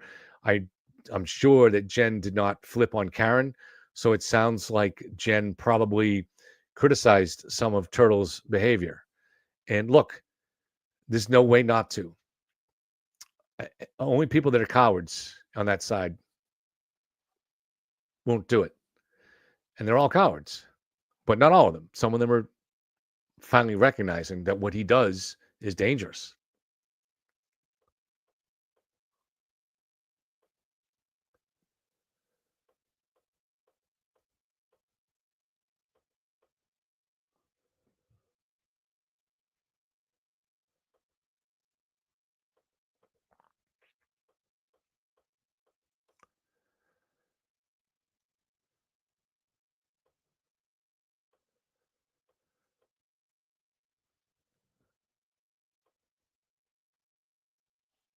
So, Chick, I'm probably a little behind on the comments here. I'm trying to scroll through, but I hope I answered your question. I don't think it's illegal for, as far as I know, for Meredith to put down somebody a false name on that. But I don't know. I'm not a lawyer.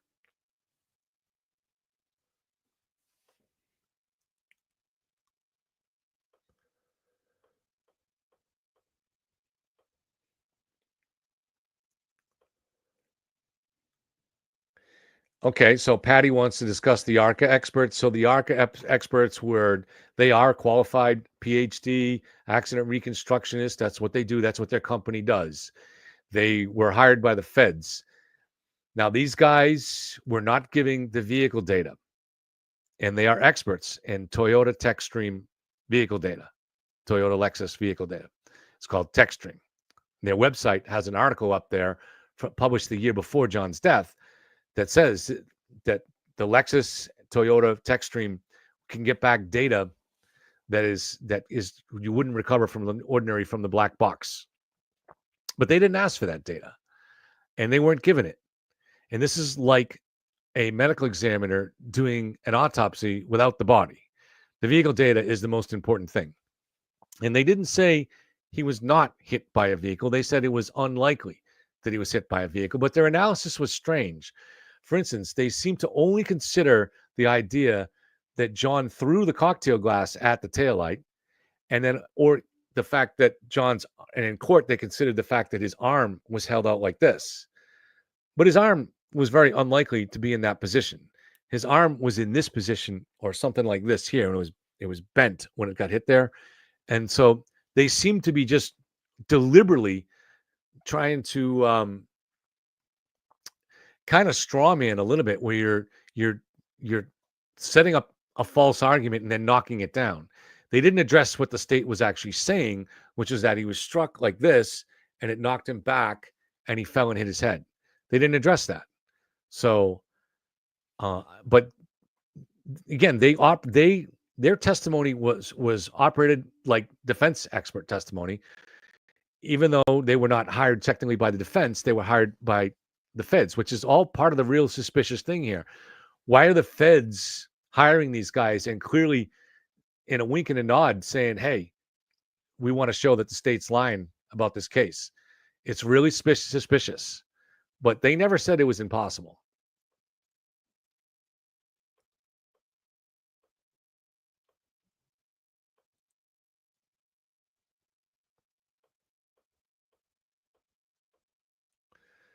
Hillbilly, good to see you, my friend.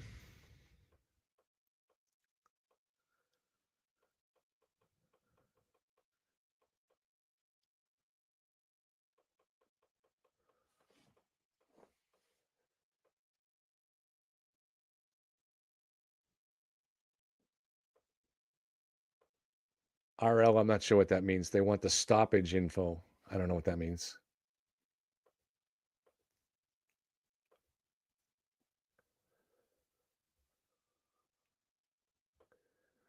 Where is TB attacking a woman on Facebook?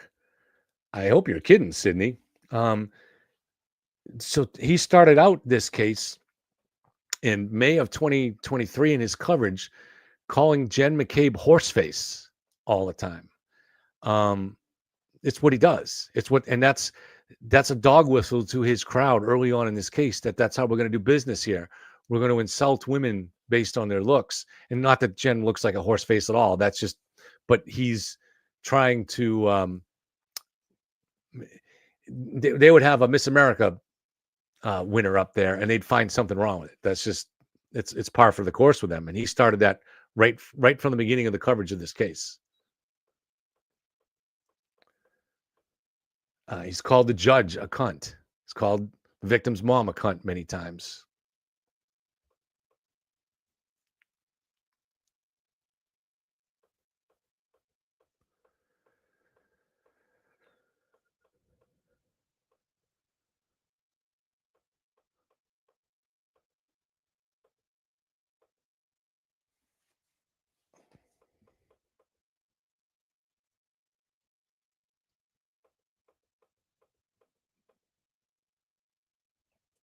David Traub, wasn't he like the victim's advocate for the Norfolk DA's office? Something like that. He was, or victim's liaison, or whatever they call it.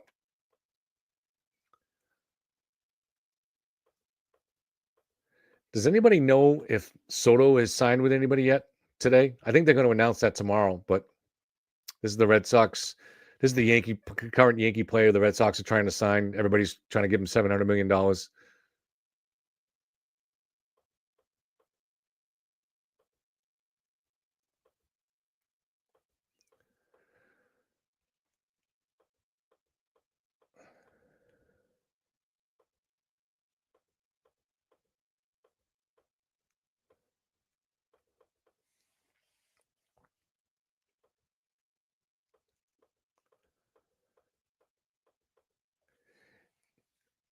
Let's see. So this was go into this a little bit here. So there's a Reddit group, Justice for Karen Reed.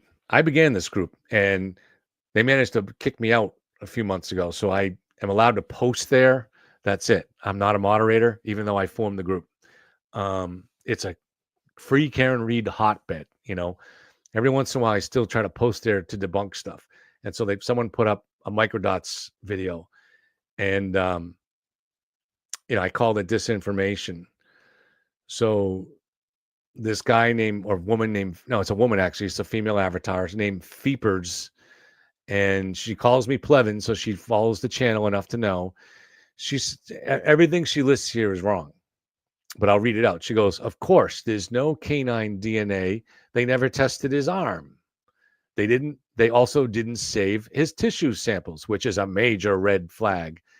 This was a hit and run.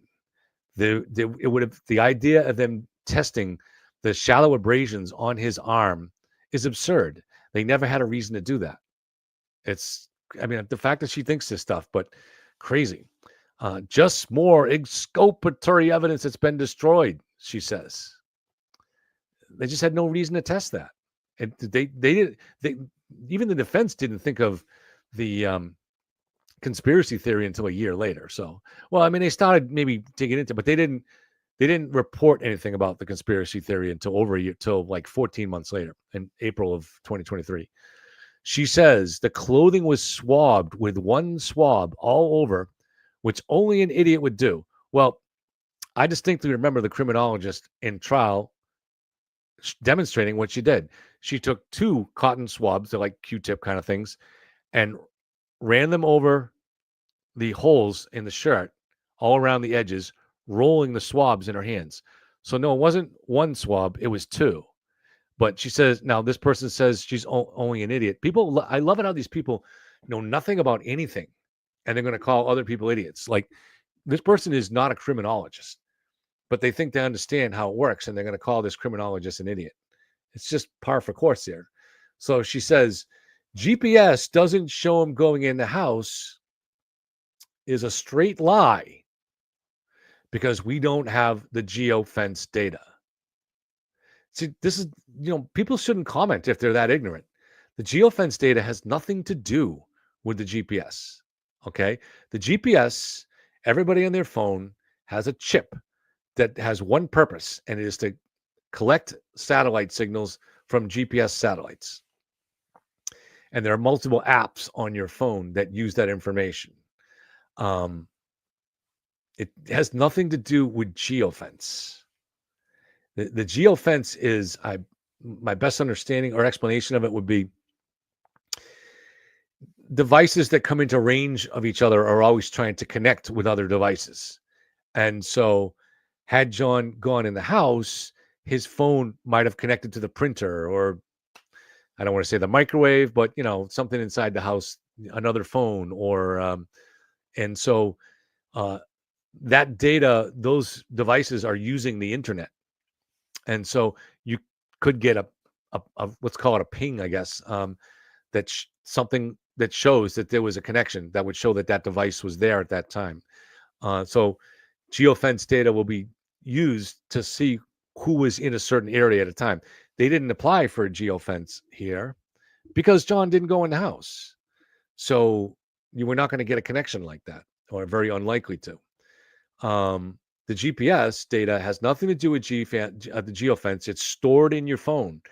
And Trooper Garino was able to get it and plot it second by second. That's standard stuff.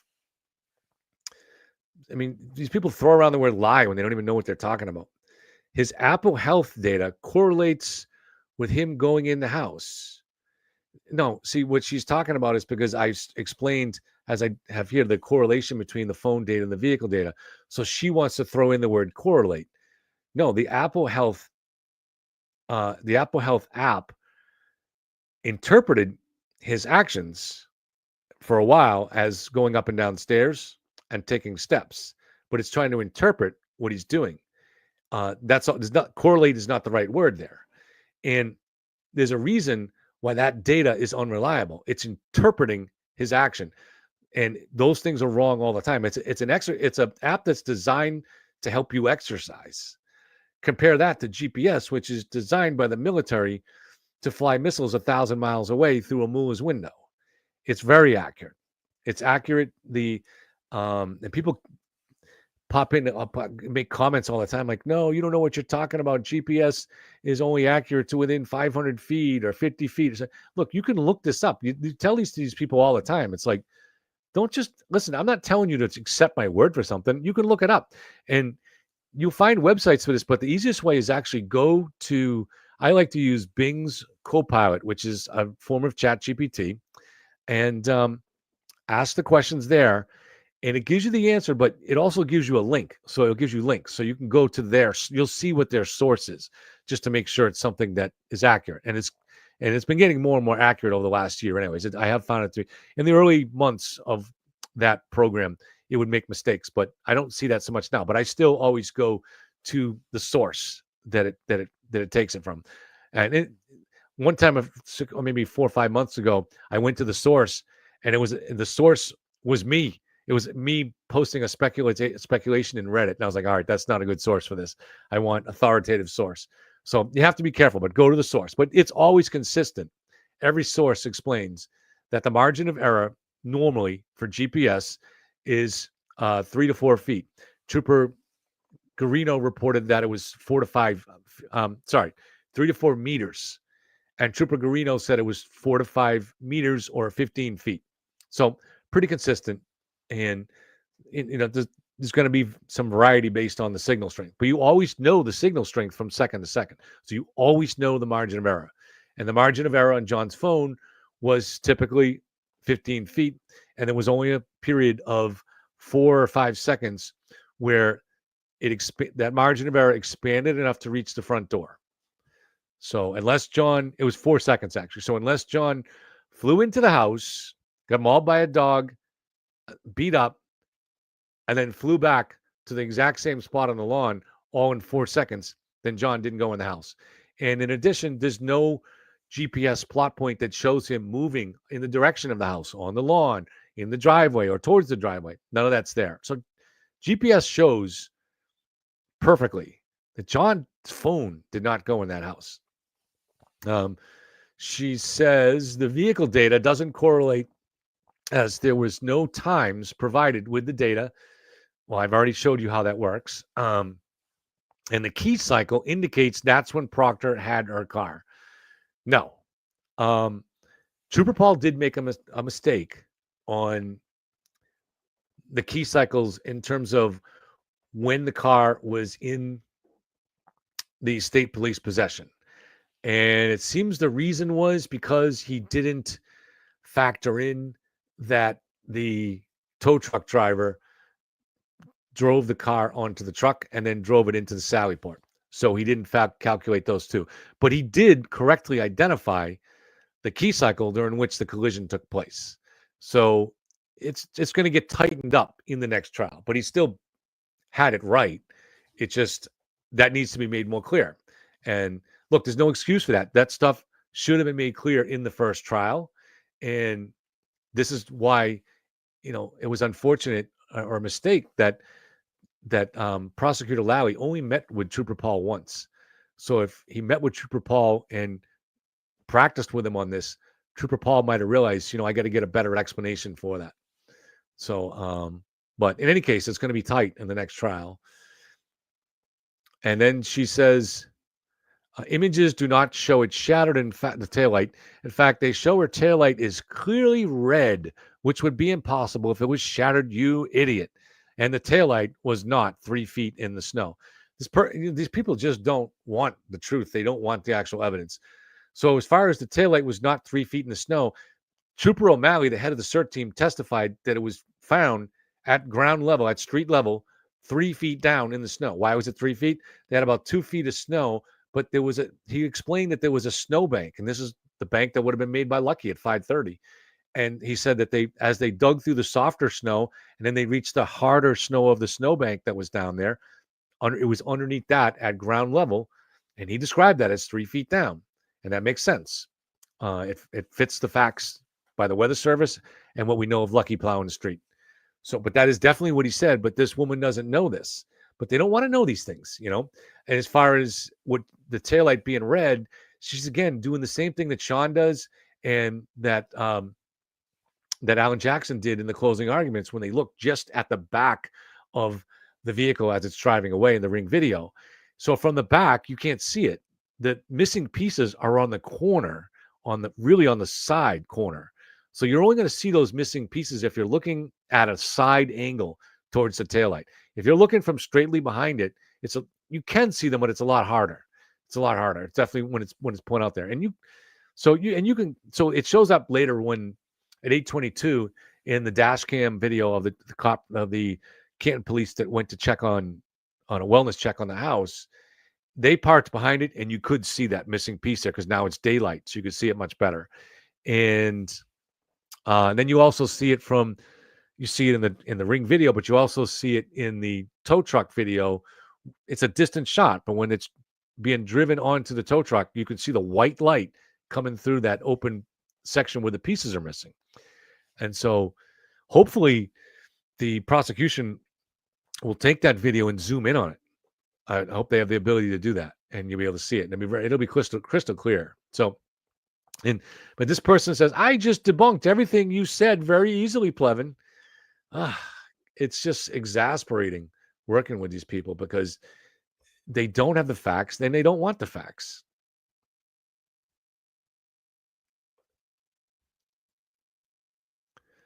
All right, so I'll pull up. Let me just check to see the latest on Karen Reed.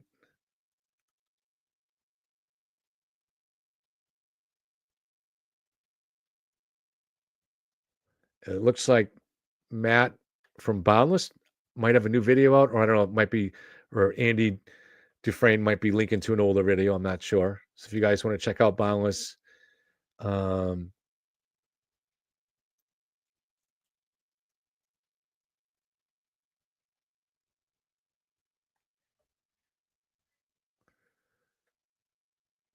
right, I don't see any real breaking news on it.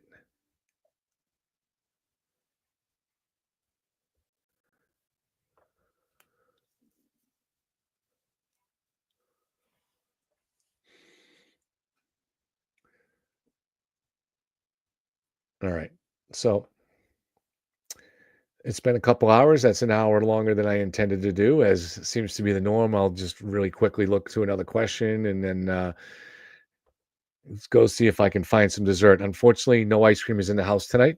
So there is some beer in the house. Could do that for dessert, I guess. All right, so I missed a bunch of comments there. And Steph is reminding people that there is a standout for the blue shirts on this Thursday. So if anybody wants to get in touch with Steph, feel free to get in touch with me, and I will send you in that direction. You guys all know how to get in touch with her anyways, but I'll put my email just in case. leetskev@gmail.com. So if you'd like to meet with some of the blue shirts that are out there, or I guess the pink shirts, so feel free to contact Steph or email me, and they'd like the support out there. I think it might be a little warmer this week, so hopefully the weather will be better.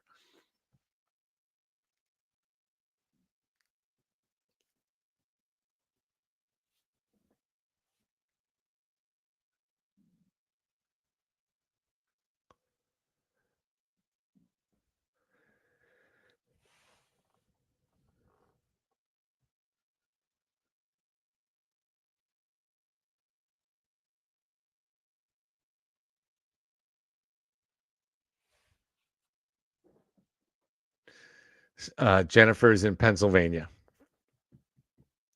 Yeah, sorry, Judy, no ice cream tonight. Could probably lose a little bit of weight anyways. That's fine.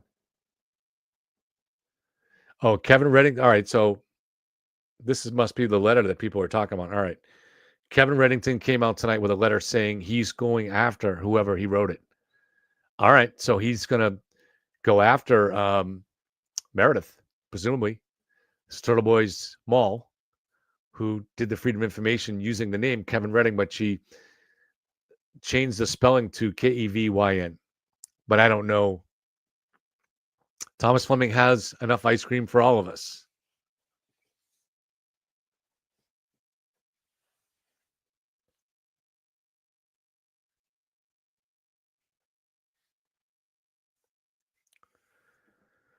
So I did an interview yesterday with Victoria from Dublin. Wonderful woman who had some insights, and I'm talking to people outside of the country to see what they think of this case, how they became interested in it. Has it changed their opinion on the United States at all? Or does it make them less likely to come here or anything like that. So she says she has been blown away by all of this. She doesn't think that this kind of thing would ever happen in Ireland, especially people all this demonstrating outside of court. She didn't think that that's something that would happen. And she also said that she was really stunned by the idea that people would believe that it was a sensible idea that John would be beat up inside the house, and then they're going to take him out alive and drop him on the lawn, on their own lawn. And she mentioned something. She said also, and why put his phone there? So if he wakes up, he might call for help with his phone. So it was a good interview, and so we're going to play some clips here eventually. Yeah, we're still doing the Discord, Jay. Yep.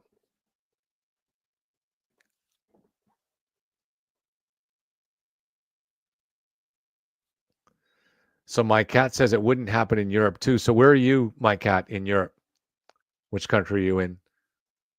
And let me know if you want to come on and talk about it. I'm looking to get people.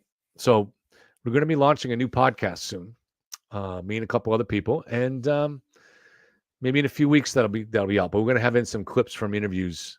Oh, Denmark, cool. So email me, my cat, if you would like to be one of the people from outside. So these are audio only interviews. So I know that's important for podcasts or audio, but it's also important for people who want to hide their identity from the crazy mob here. But if you'd like to come on and do an audio interview with me, we'd love to have you. That'd be great.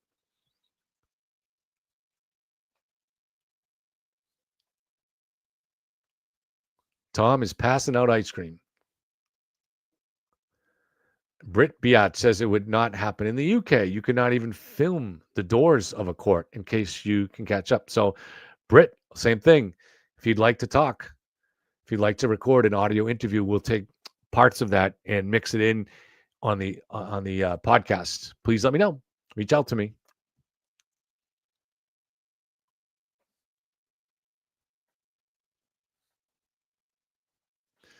Vic says she's from London, and it happens on the regular police-wise just for uttering. Not sure. I'm not sure which part of the case she's talking about. Happens regular for the police-wise. Must mean corruption then, or planting evidence. Not sure.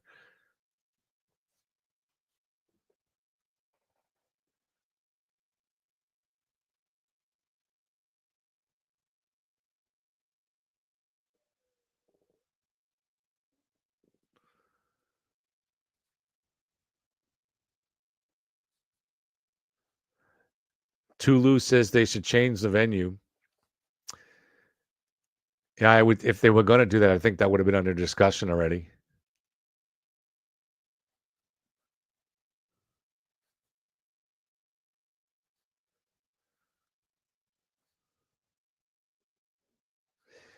Britt says some laws have to change in mass. The thing is, but we, in this country, we really do place a premium on liberty, and sometimes it gets taken too far. But the idea of freedom of speech, freedom of press, freedom to assembly, all those things, I know those are generally more valued here than they are in Europe.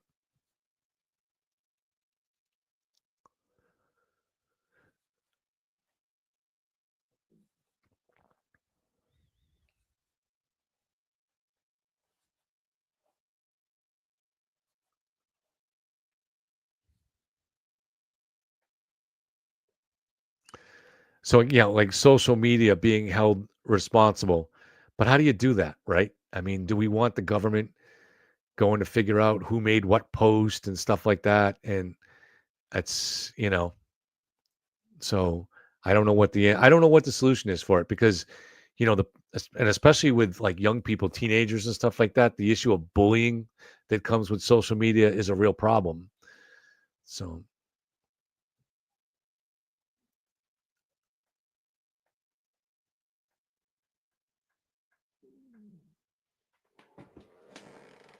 gotta stretch for a second. Ugh.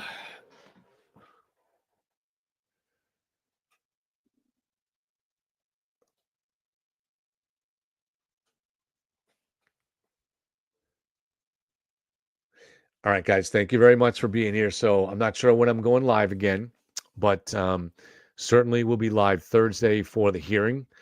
And we'll probably go on a half hour before the hearing and talk about it. Then we will stream the hearing.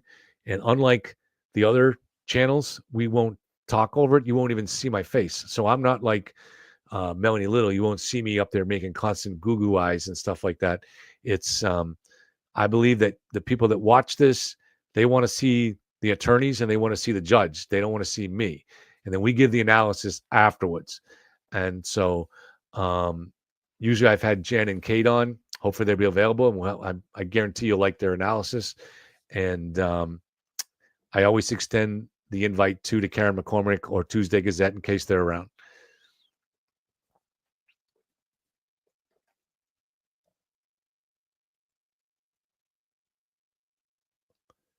The interview notes are in now. So you mean the interview notes from Gretchen Voss? So they must be listed in Discovery. Is that what you're saying? Comfort and Joy. So I didn't even know that. I haven't seen any updates in the Discovery list. Turtle Slayer says, hold on, Kevin. Matt wants to come in. Matt Valentinas.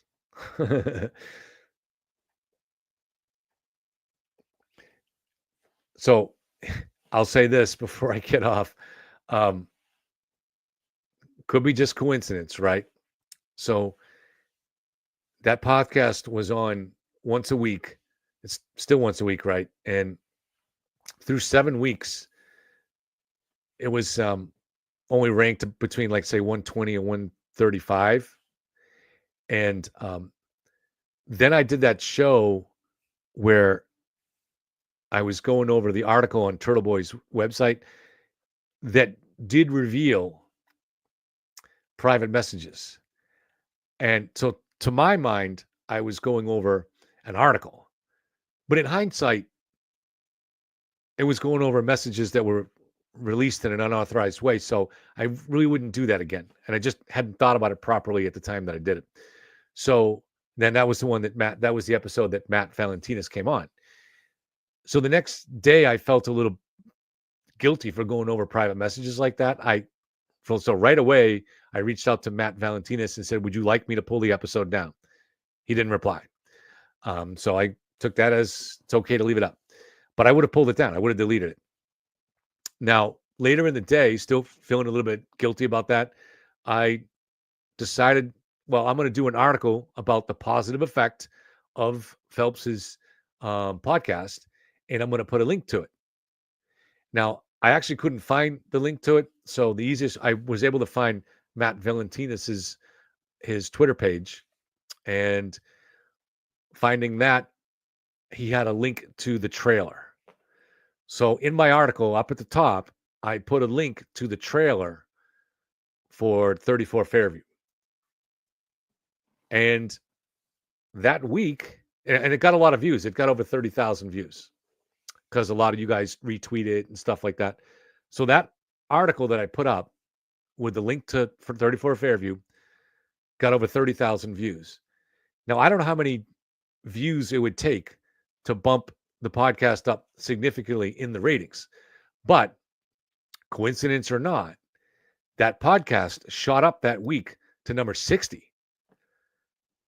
So I'm thinking, oh, that's probably just a coincidence. For some reason, it didn't go up in the first 7 weeks. And then I put a link to it on Twitter and it got over 30,000 views and it shot up. I'm like, maybe I contributed to it some way, or maybe it's just a coincidence. However, the week afterwards, it fell back down to like the 120s. So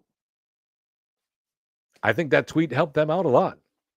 But who knows? Who knows? I'm not in that business of knowing what the actual numbers are, how many numbers they need to go up in the rankings. But I think that tweet seems to have helped.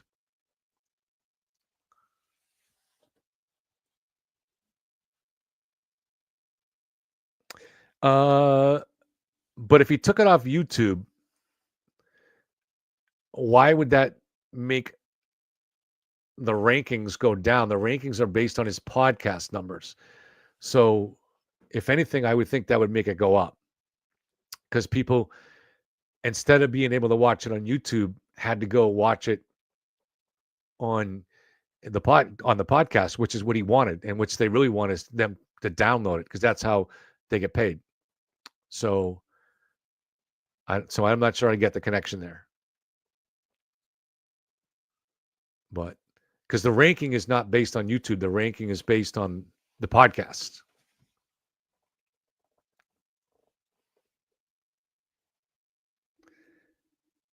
So it's hard to say, but that, like I said, that thing got retweeted and it had over 30,000 views.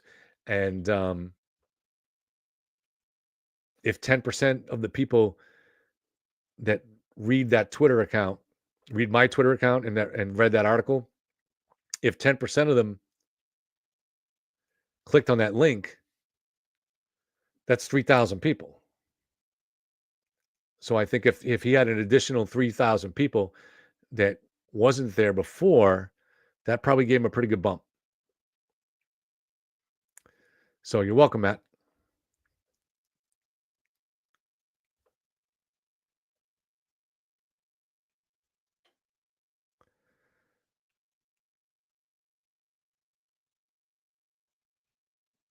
Let's see if I can find that.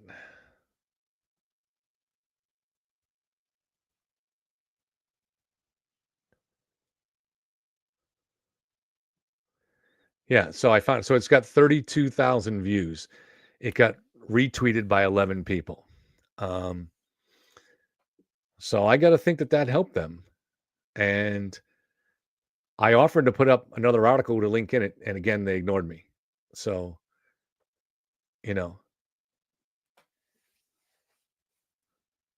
all you can do is offer. That's all you can do, man. Membership here is, I don't know if it's $1.99 or $2.99. I set it like at the lowest level I could. It was when I first launched the YouTube channel.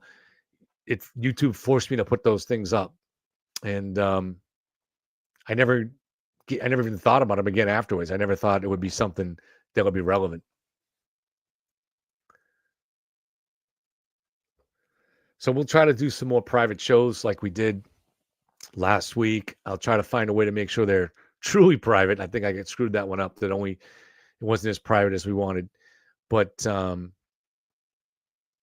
what I wanted to do is make it so that we'll give them something back. But to the people that are regulars that don't want to sign up and become a member for that $2.99 a month, I want to be able to still have them in the show. So so like what I did was I gave out the StreamYard link to those people and they could come backstage and watch it from there.